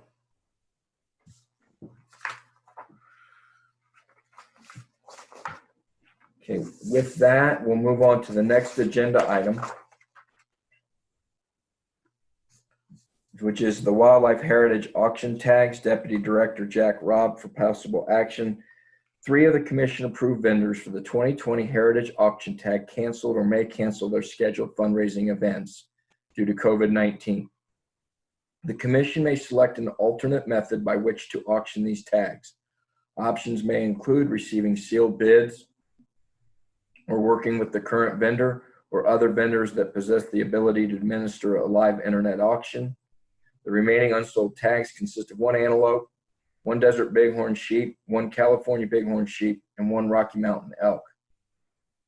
Once the commission members have discussed this agenda item, a recess of a specific duration will be taken in order for the public to provide input at the following email address: wildlifecommission@ndow.org. Before reconvening the meeting, public comments will be shared with the commission prior to taking any action. I did receive 2 letters that came through the department to the commission. One was from Nevada Bighorns Unlimited. They set out a proposal in which they could use a platform called onlinehuntingauctions.com to auction off the heritage tags that were given to them as vendors. They noted that this would be part of a broader auction that included other hunts that they intended to auction off at the dinner that was canceled. I did have an opportunity to speak with Mr. Fennell, who's from NDOW, on this issue this morning, just to get clarification that yes, they would intend to have a broader auction with items that they intended to auction at their banquet, along with the heritage tags via this platform. We also received a letter from the Wild Sheep Foundation offering their assistance in auctioning off any heritage tags through the same platform of onlinehuntingauctions.com. That is all the correspondence I received on that. And with that, I'll turn it over to Deputy Director Rob. Jack Rob for the record. All this is covered in NRS 502.250 number 5. It says the commission may accept sealed bids for or award through an auction or silver state tag drawing or any combination thereof, not more than 15 big game tags. So that's NRS 502.250 number 5. That's all the guidance the NRS gives the department and the commission on this item. But then there is no NACs pertinent to it, but there is commission policy number 10 and line 6, and commission policy number 10 reads, a vendor may not allow a wildlife heritage tag to be auctioned, resold, bartered, or traded to another fundraising event without the approval of the commission. So those are the only 2 guiding things we have to come up with a scenario how to get rid of the 4 tags that did not go at auction. NDOW Reno had California Bighorn Sheep and the Desert Bighorn.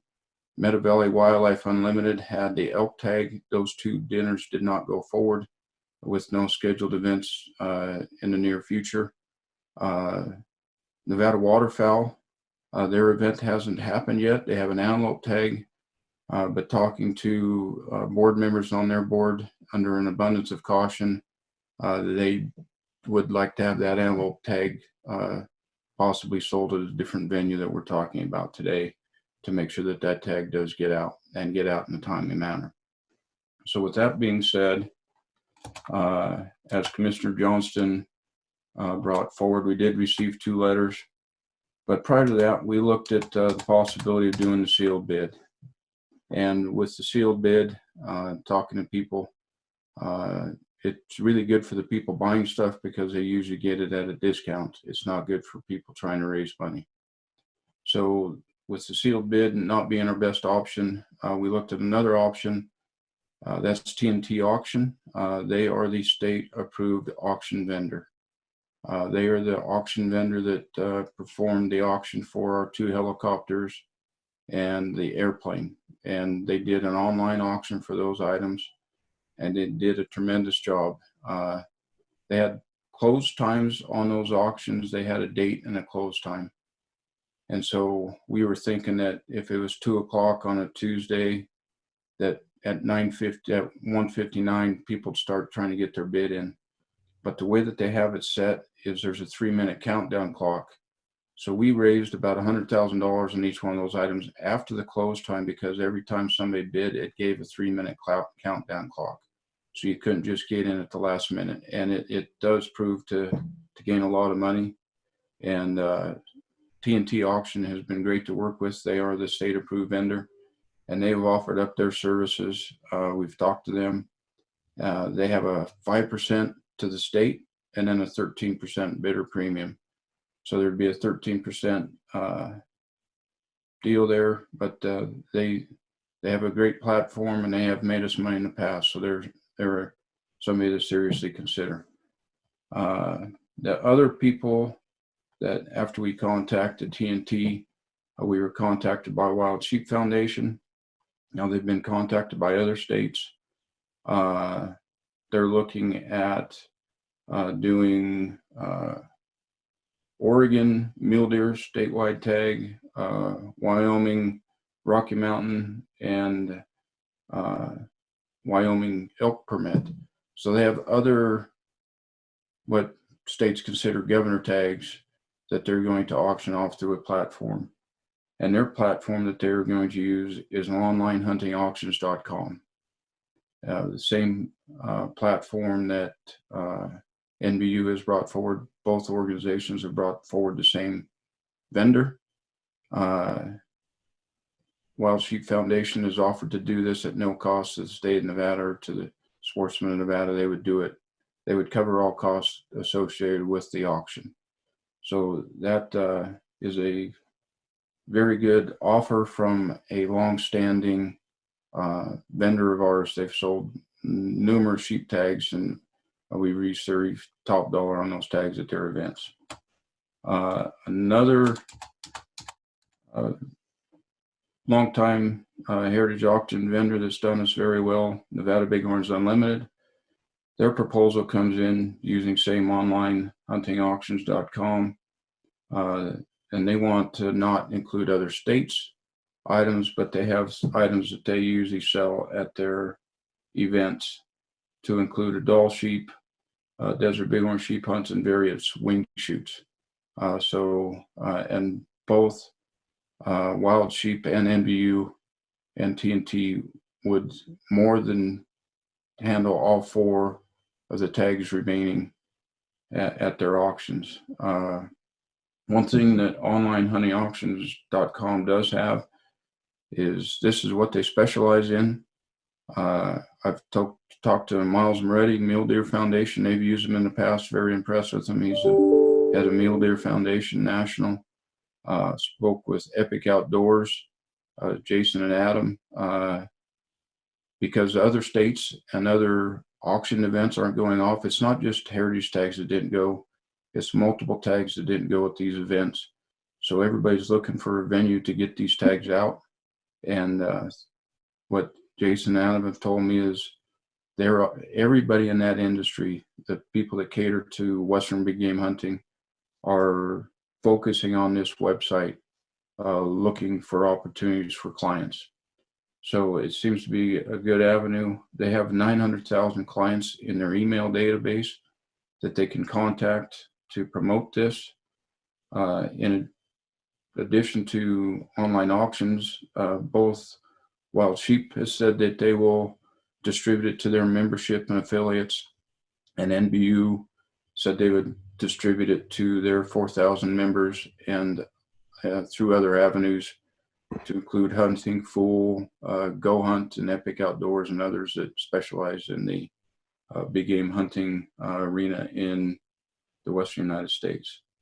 So with that being said, we have multiple good offers on the table. Even though we can take a sealed bid, that's one I wouldn't recommend in talking to everybody. And I can tell you TNT Auction is a legit outfit and a state vendor, and we've been pleased with them in the past. Both these NGOs have been big supporters of wildlife in Nevada and have done well at auctions in the past. So with that, I can answer any questions anybody may have.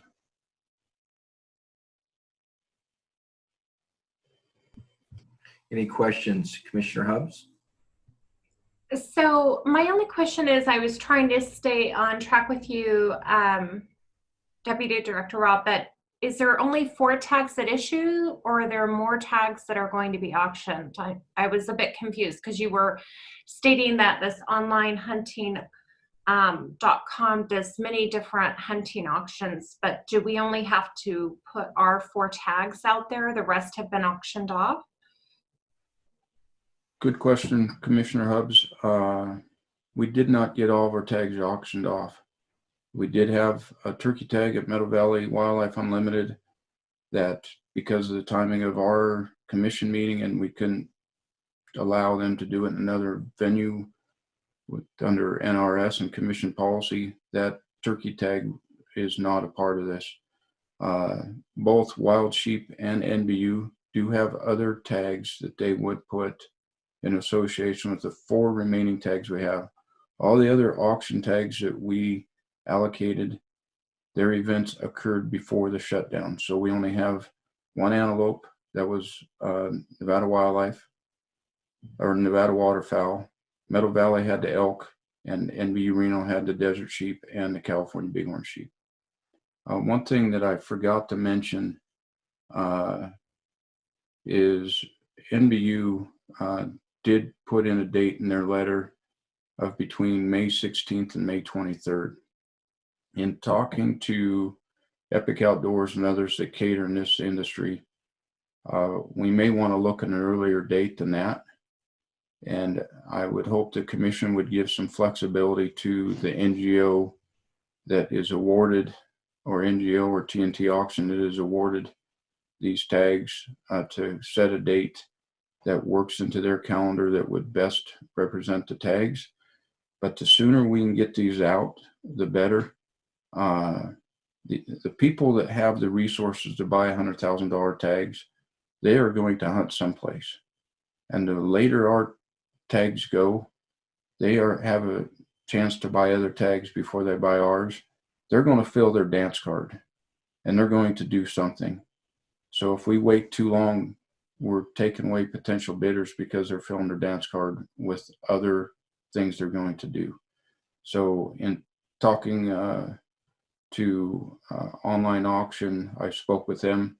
They do have the ability to do what TNT auction does and have that 3-minute countdown or a 30-second countdown, whatever we specify. But you know, we're looking at maybe a May 9th auction to get out a little earlier, but still give sufficient time to market these tags in numerous ways. And the department will contact the people that have contacted us looking for a date that these tags are going to go or a venue they're going to go at. And we will contact prior bidders and buyers of these tags to make sure we get the most exposure and most marketing ability we can on these tags to maximize the value.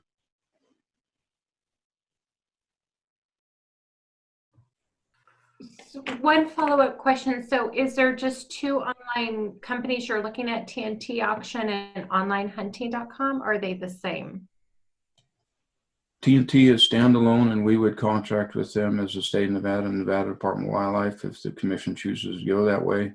And it is somebody that's under state contract now, so that is an easy process.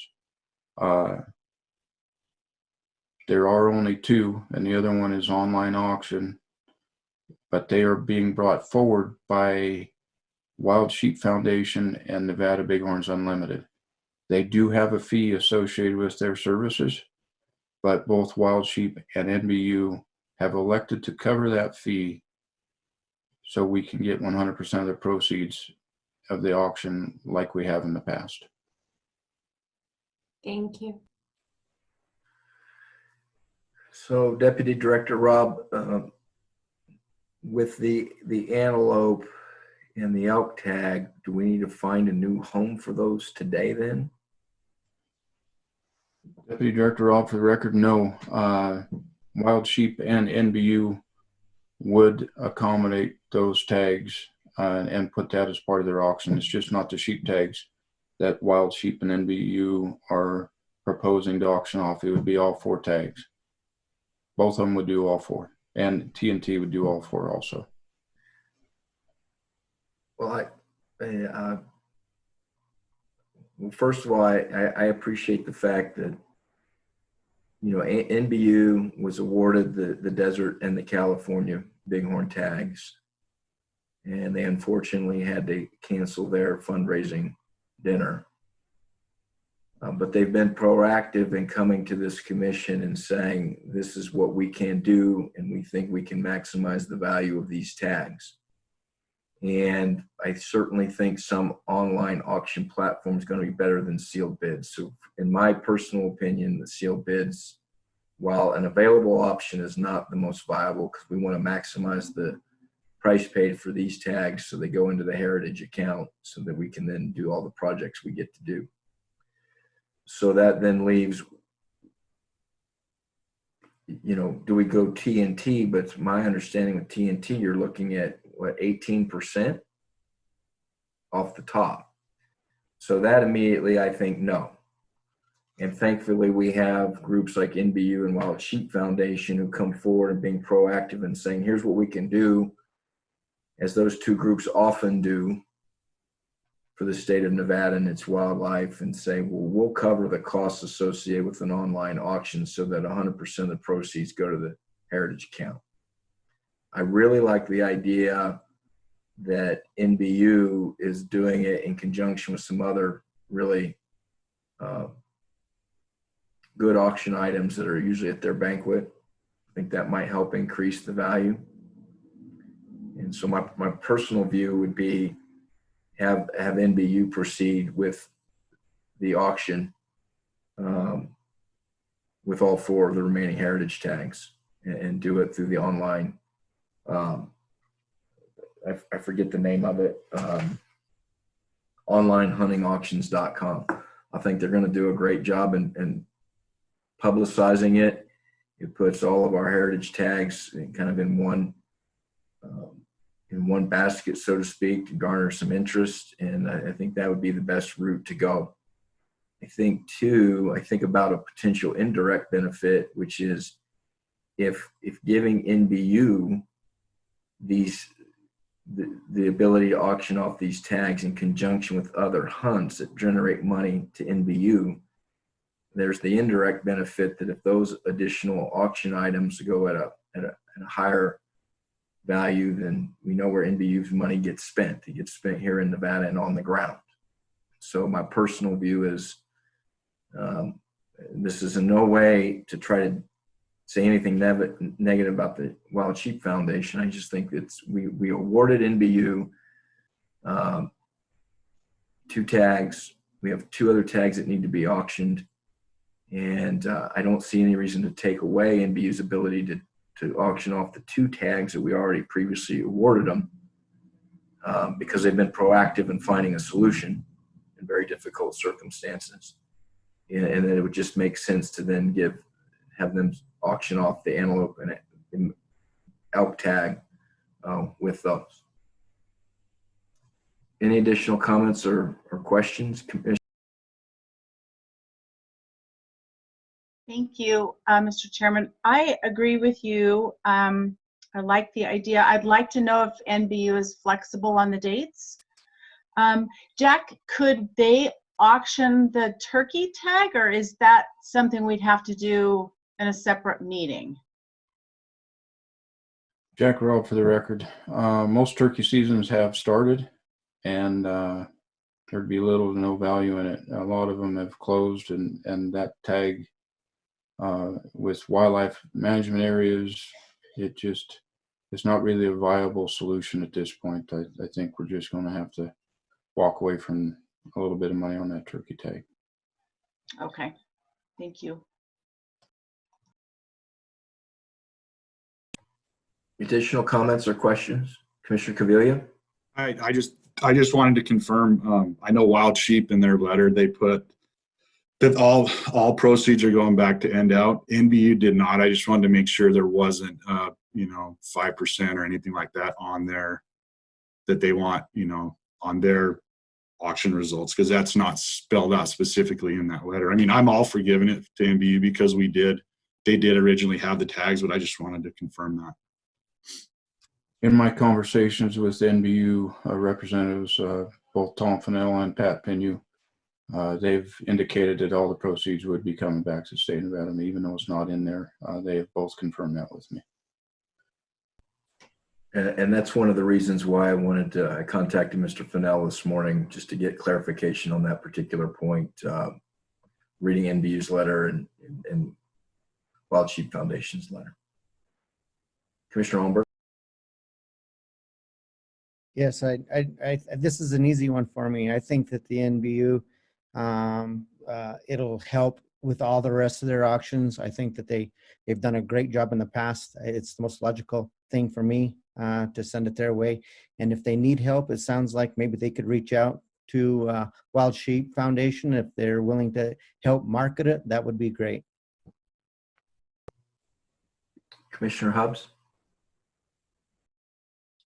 My only question is, Deputy Director Rob, have you looked into both the TNT auction versus the online hunting through, I think it's NBU?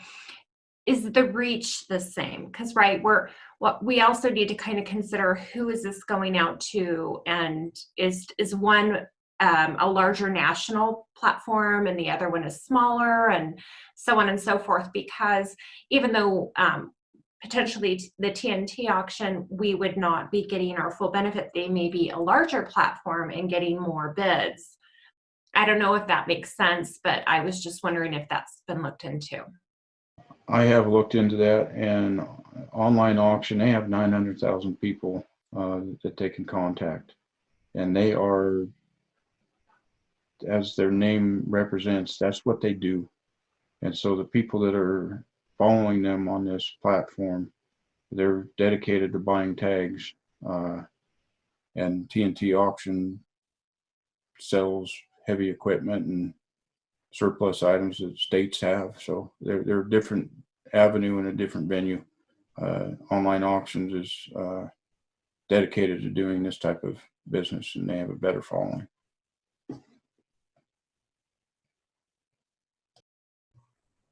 And Commissioner McNitch? Thank you, Mr. Chairman. Yeah, it makes sense to me to go with NBU as well. I guess the one thing that's in my that I have a question on. We had talked about doing the 3-minute countdown thing. Is that something we discuss and consider? I've been involved with one of that. I know they squeeze a lot of extra dollars out of you eventually, or is this one of those deals where you just let them do what they need to do and let them maximize things the way that they see fit? I think we need some flexibility and let NBU work with, or it sounds like it's going NBU from what I hear from NBU or Wild Sheep, work with online auction and figure out the duration of the countdown, how to use the countdown, and what date will give us maximum exposure with getting out early enough to do it. We'll need some flexibility on the countdown clock, and I think we'll need some flexibility on date. If the commission could make their motion in that manner, and then we will work with whoever's awarded to make sure we get maximum exposure on that date, and we'll relay that back to all the commission members and county advisory board members of dates and times chosen.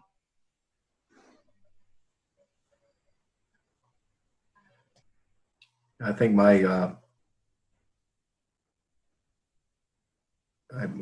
view is, if this is what online hunting auctions does, we let them use the procedures in coordination with NBU. They're gonna maximize it, and let's not dictate the terms of how they do it. This is what they do, and we don't put parameters on other live auctions. So I don't think we need to do that in this instance. Additional comments or questions from the commission? Commissioner Barnes? Thank you, Chairman Johnson. I was just going to comment kind of what you just said. I actually work with an online cattle sale company, and we've addressed a lot of those issues so that we don't end up shutting somebody off that wants to bid higher on anything. And I think this online is probably going to be the best way to go. And the people that want these tags are going to find out where they are. Really, I mean, no matter where we put them, but this online auction makes sense to me, and the people that want these tags are definitely going to be there so that they have a chance to bid on them.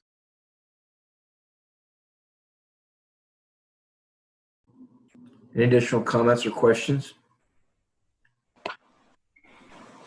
Mr. Valentine? Yeah, thank you, Mr. Chairman. I've just got one comment, and that is that I'm comfortable utilizing NDOW with the 4 tags going forward on the online auction. Thank you. Any additional comments or questions? Okay, I see none. So why don't we take our break to allow public comment to be submitted. I think everybody's heard it now enough times, but it is submit your public comments via email to wildlifecommission@ndow.org. That's wildlifecommission@ndow.org. We'll give until 12:50 should be sufficient. So we're at 12:37 now. That's 13 minutes. So we'll reconvene right around 12:50.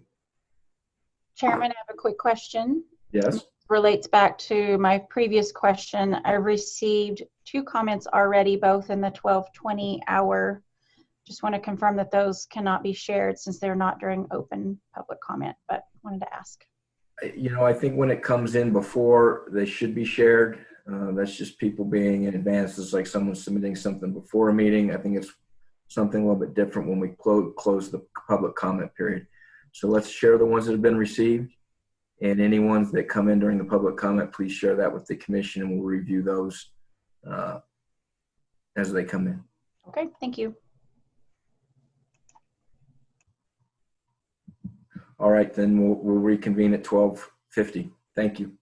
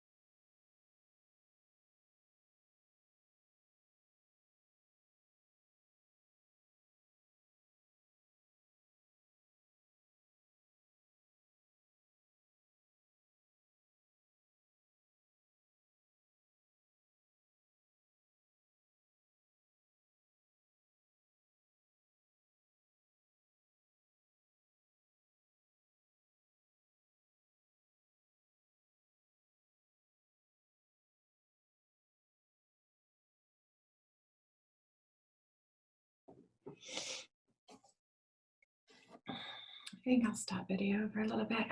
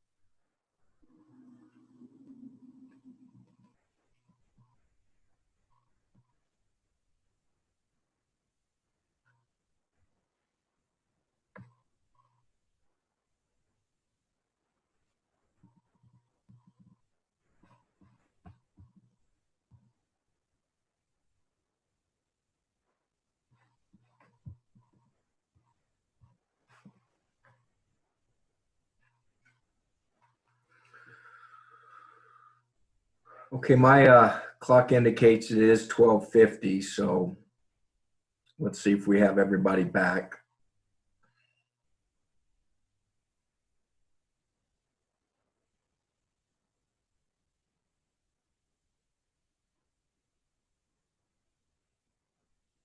And I believe we do have everybody back.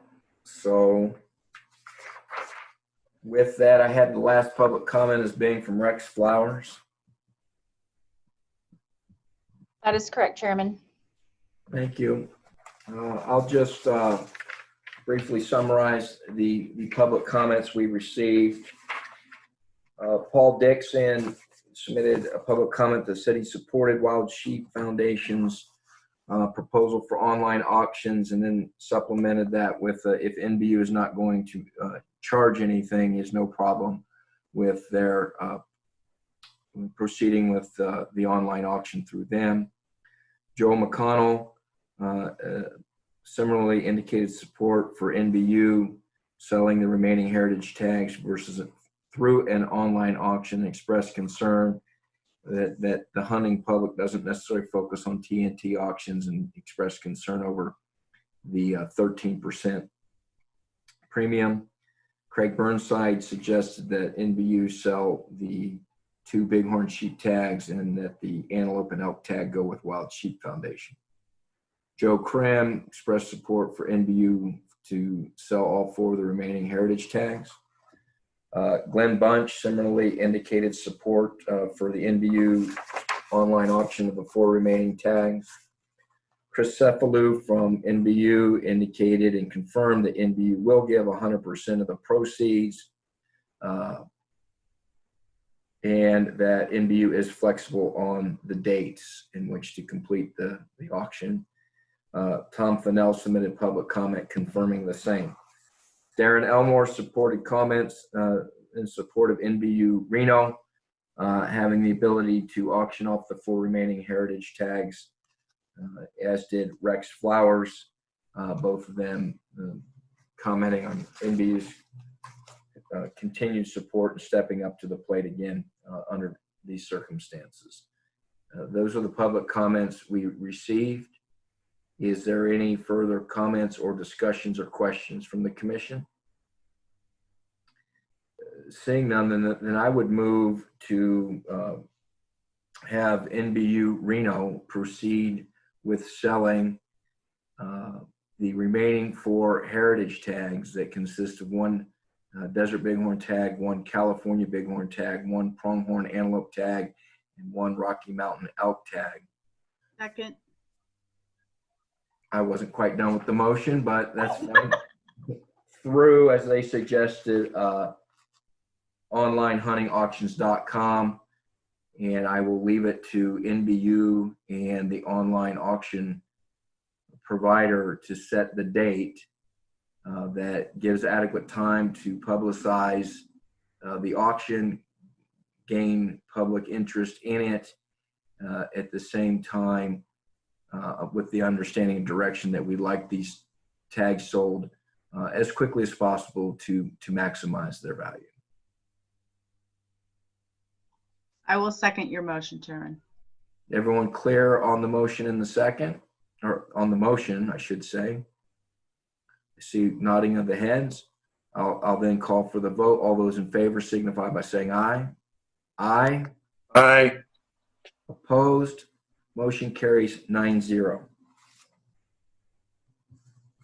I'd like to thank everybody who has been participating in this meeting and providing public comment in a rather unorthodox way under very unique circumstances in which we're living. With that, we'll move on to agenda item number 8, future commission meetings and commission committee assignments. Secretary Tony Wasley and Chairman Brad Johnston for possible action. The next commission meeting is scheduled for May 1st and 2nd, 2020 in Reno. The commission will review and discuss potential agenda items for that meeting. The commission may change the time and meeting location at this time. The chairman may designate and adjust committee assignments and add or dissolve committees as necessary at this time. Any anticipated committee meetings that may occur prior to the next commission meeting may be discussed.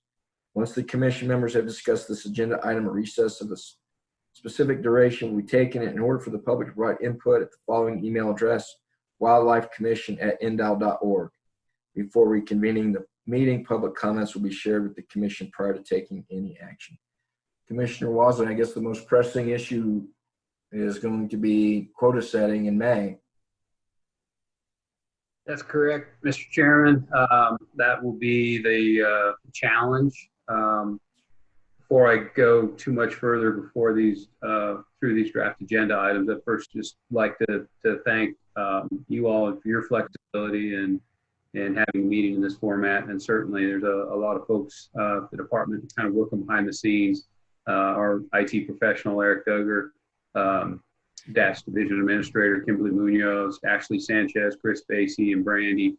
There's a whole lot of pieces here between the Zoom, the YouTube, the public comment, and all of it was really ultimately made possible by a governor's declaration and directive that temporarily removed the requirement to provide a physical location for public input. And that directive expires in the middle part of this month. And so should it not be extended, we'll be exploring other options with the possibility of meeting in person. I haven't had any indication yet whether that directive will be extended. My assumption is that it would be, and that we'd be looking at a very similar venue to this in which to hold this meeting. And as you indicated, Mr. Chairman, the primary order of business would be setting those quotas. And so I would just like to say that on the big game quota setting process, that typically, although the commission does that annually, the department has tried to refrain from large or significant alterations in that season and quota process in off years. This is an off year. This is the mid-year, and the direction that the game division biologists have had is that, hey, we're going to look for opportunities. If there's a threat to the resource, we'll adjust it. If there's some underutilized or unutilized opportunity, we'll look for an opportunity to share that more broadly, but try to refrain from making unnecessary or large changes up or down in any particular area. So we'll be bringing forward those recommendations with that general guidance out of respect, both for the fact that this is an interim year in this process, but also given the challenges before us in getting the robust engagement and public comment. We don't want to make a lot of changes if we're not able to get adequate engagement from the public. So the action items, the possible action items that I do have on my list would include approval of a draft predation management plan for 2021, in addition to the quotas. And then we did talk about review and consideration of possible changes to the waterfowl hunt zones. And I apologize for some of the confusion that came out of that process.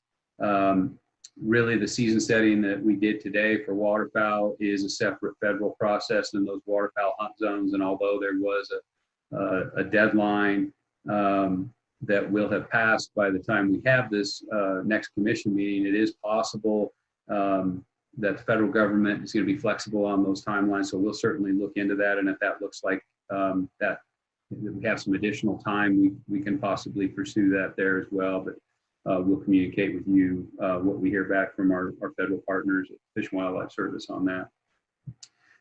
We also have a Commission General regulation for possible workshop, that's CGR 490 on the party bonus points and first come, first serve. There was a desire expressed, I believe, by Commissioner Valentine to try to have something in place by this year to avoid the possible abuse of party bonus points. It certainly could be something that is workshopped on Friday and possibly passed on Saturday if it's a 2-day meeting. I don't know that we'll have the opportunity to have that 2-day meeting, and certainly we'll need to even talk with our vendor in Calcomite. I don't know that programming could be accommodated this year anyhow. So again, we'll have a couple conversations. We'll look at the format of the meeting and then also talk with our vendor in Calcomite and determine if there's any point in trying to have that happen sooner than later, because the programming may not be able to be accommodated in this year. The other Commission General regulations for possible adoption include the first come, I'm sorry, that was the one, tag transference, deference, and return program. We've workshopped that, discussed that. That's CGR 485. And then CGR 491, notification of draw results. Informational, these were some requests by the commission at past meetings that there's still a desire for informational updates. The department would be willing to provide an update on the Fallon Naval Range and Training Center and the Nevada Test and Training Range, where we are on both of those processes. And then there was also an expressed desire to discuss the possibility of going back to a mandatory indoctrination seminar for bighorn sheep ram tag holders. There's a number of committees and reports, and again, Mr. Chairman, we'll defer to your guidance on this. One of the reports that has happened in the past at this meeting has been a status report on the application hunt system. However, because that application period has been extended, we won't be completely through that, and that might be more appropriate to occur on a subsequent meeting.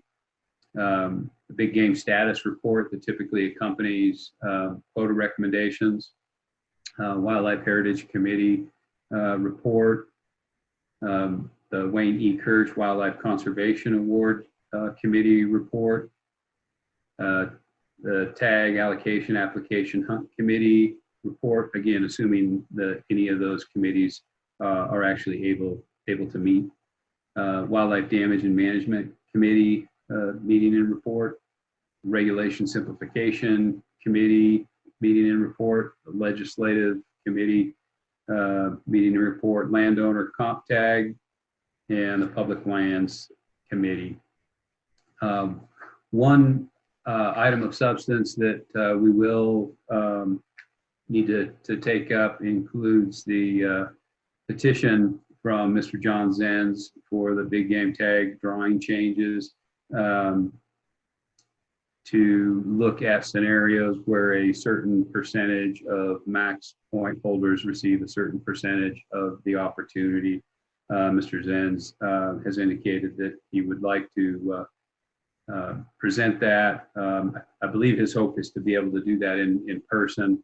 If we have another digital meeting like this, we can certainly provide that opportunity to him, or he may choose to wait to a subsequent meeting if he desires to do that in person. But we'll work with that petitioner to see what venue he would like best. And that concludes my list of possible agenda items, and certainly we'll continue to communicate with you, Mr. Chairman, as far as extension of the removal of the physical location, and if the governor extends that directive, and we can look at the feasibility of having some of these committees meet and how we might accommodate that. Thank you. I don't think I had any additional items. With the meeting set for May 1st and 2nd, my expectation is that we may be having the meeting in the same format that we're having it today. That may change. I hope it does, but it may not. And if we're going to be in this format, I think we'll try to limit the agenda as much as possible. And but we'll go from there. I think one thing that if we do proceed with the agenda item regarding the bonus points and the party draws or the party applications and the return of tags, I would like information, since that action could be taken during the draw application period, whether or not that new change, if it went through, would apply to current applications or apply only to future applications, because I think we're going to need real clarity at that point in time as to what it is or is not going to do, because people are already applying for tags and applying for party tags. And I've had people say, well, what happens if this goes through? I don't know. And that may be something for the Attorney General to look at.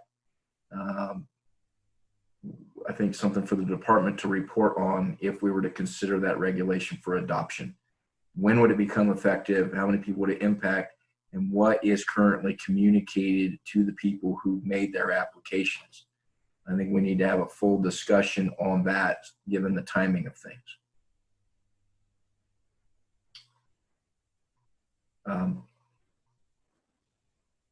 Any comments or questions for Director Wasley?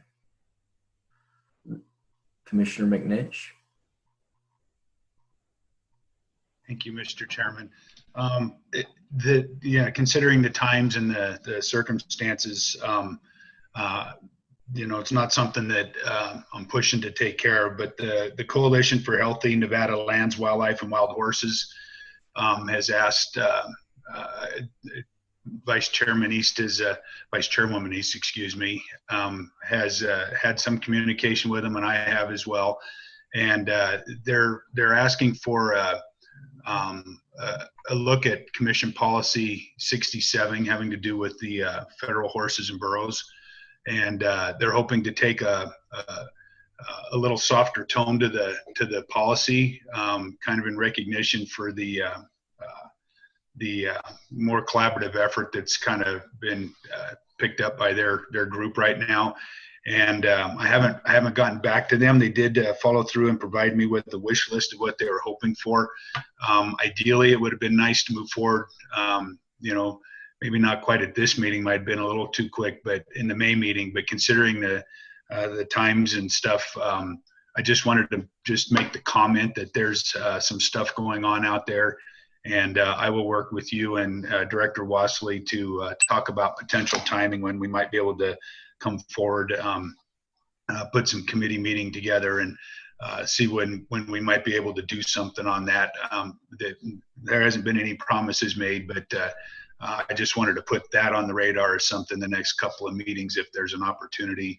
and timing is right, that we would consider something, consider a possible look at Commission Policy 67. So.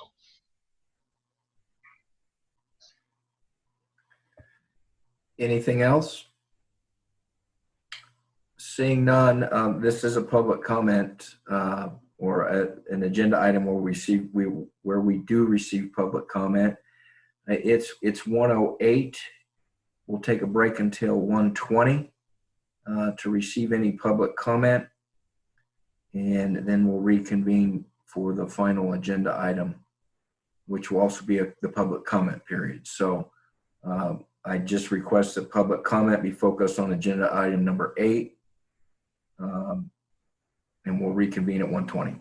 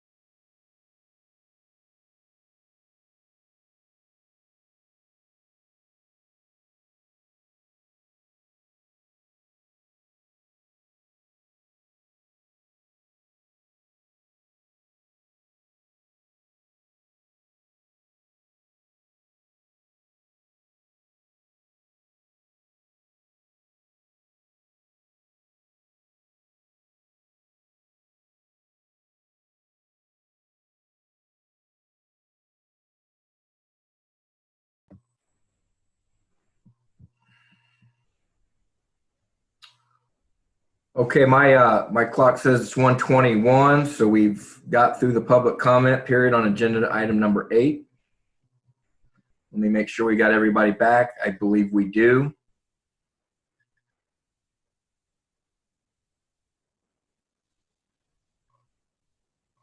All right. And we received one public comment from Rex Flowers. He commended the commission and the department, and everyone involved in today's meeting for making it happen and how it has progressed with the limited agenda. He did make a request to push back the May meeting to further into May, which I guess then leads to a question of how far in advance does the quotas need to be set for the drawing to occur as planned? I mean, is it really an option to push back the May meeting? Jack Robb for the record.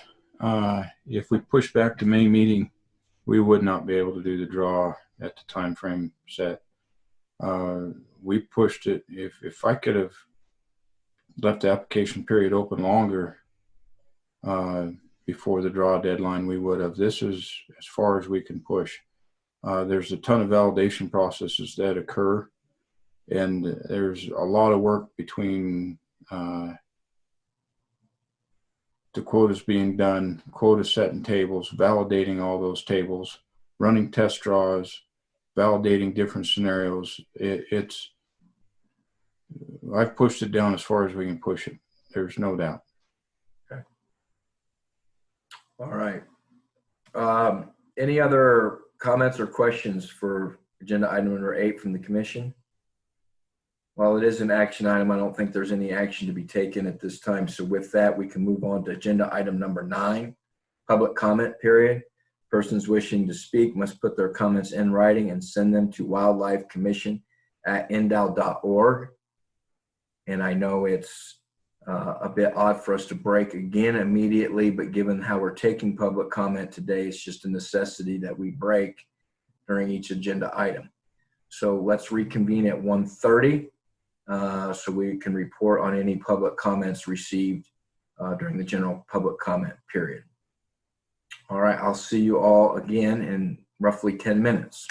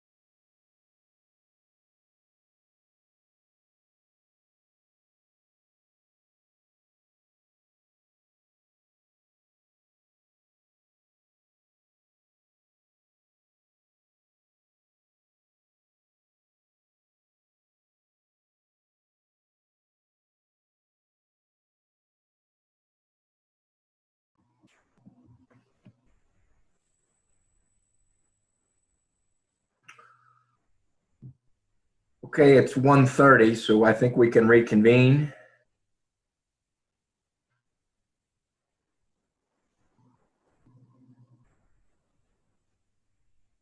I saw we had a furry friend join us there for a minute down in Las Vegas.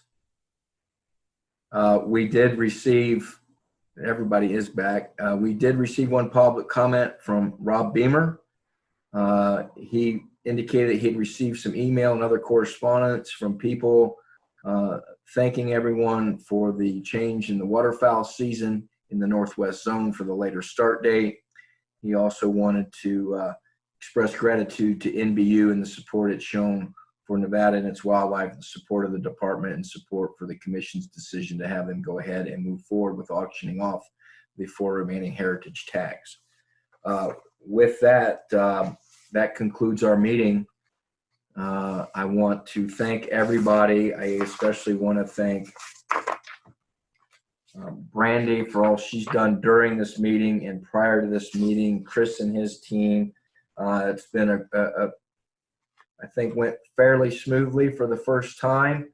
I certainly hope this is the last time that we meet like this for a variety of reasons, but most importantly, because I hope we're past this pandemic when we come around to our May meeting.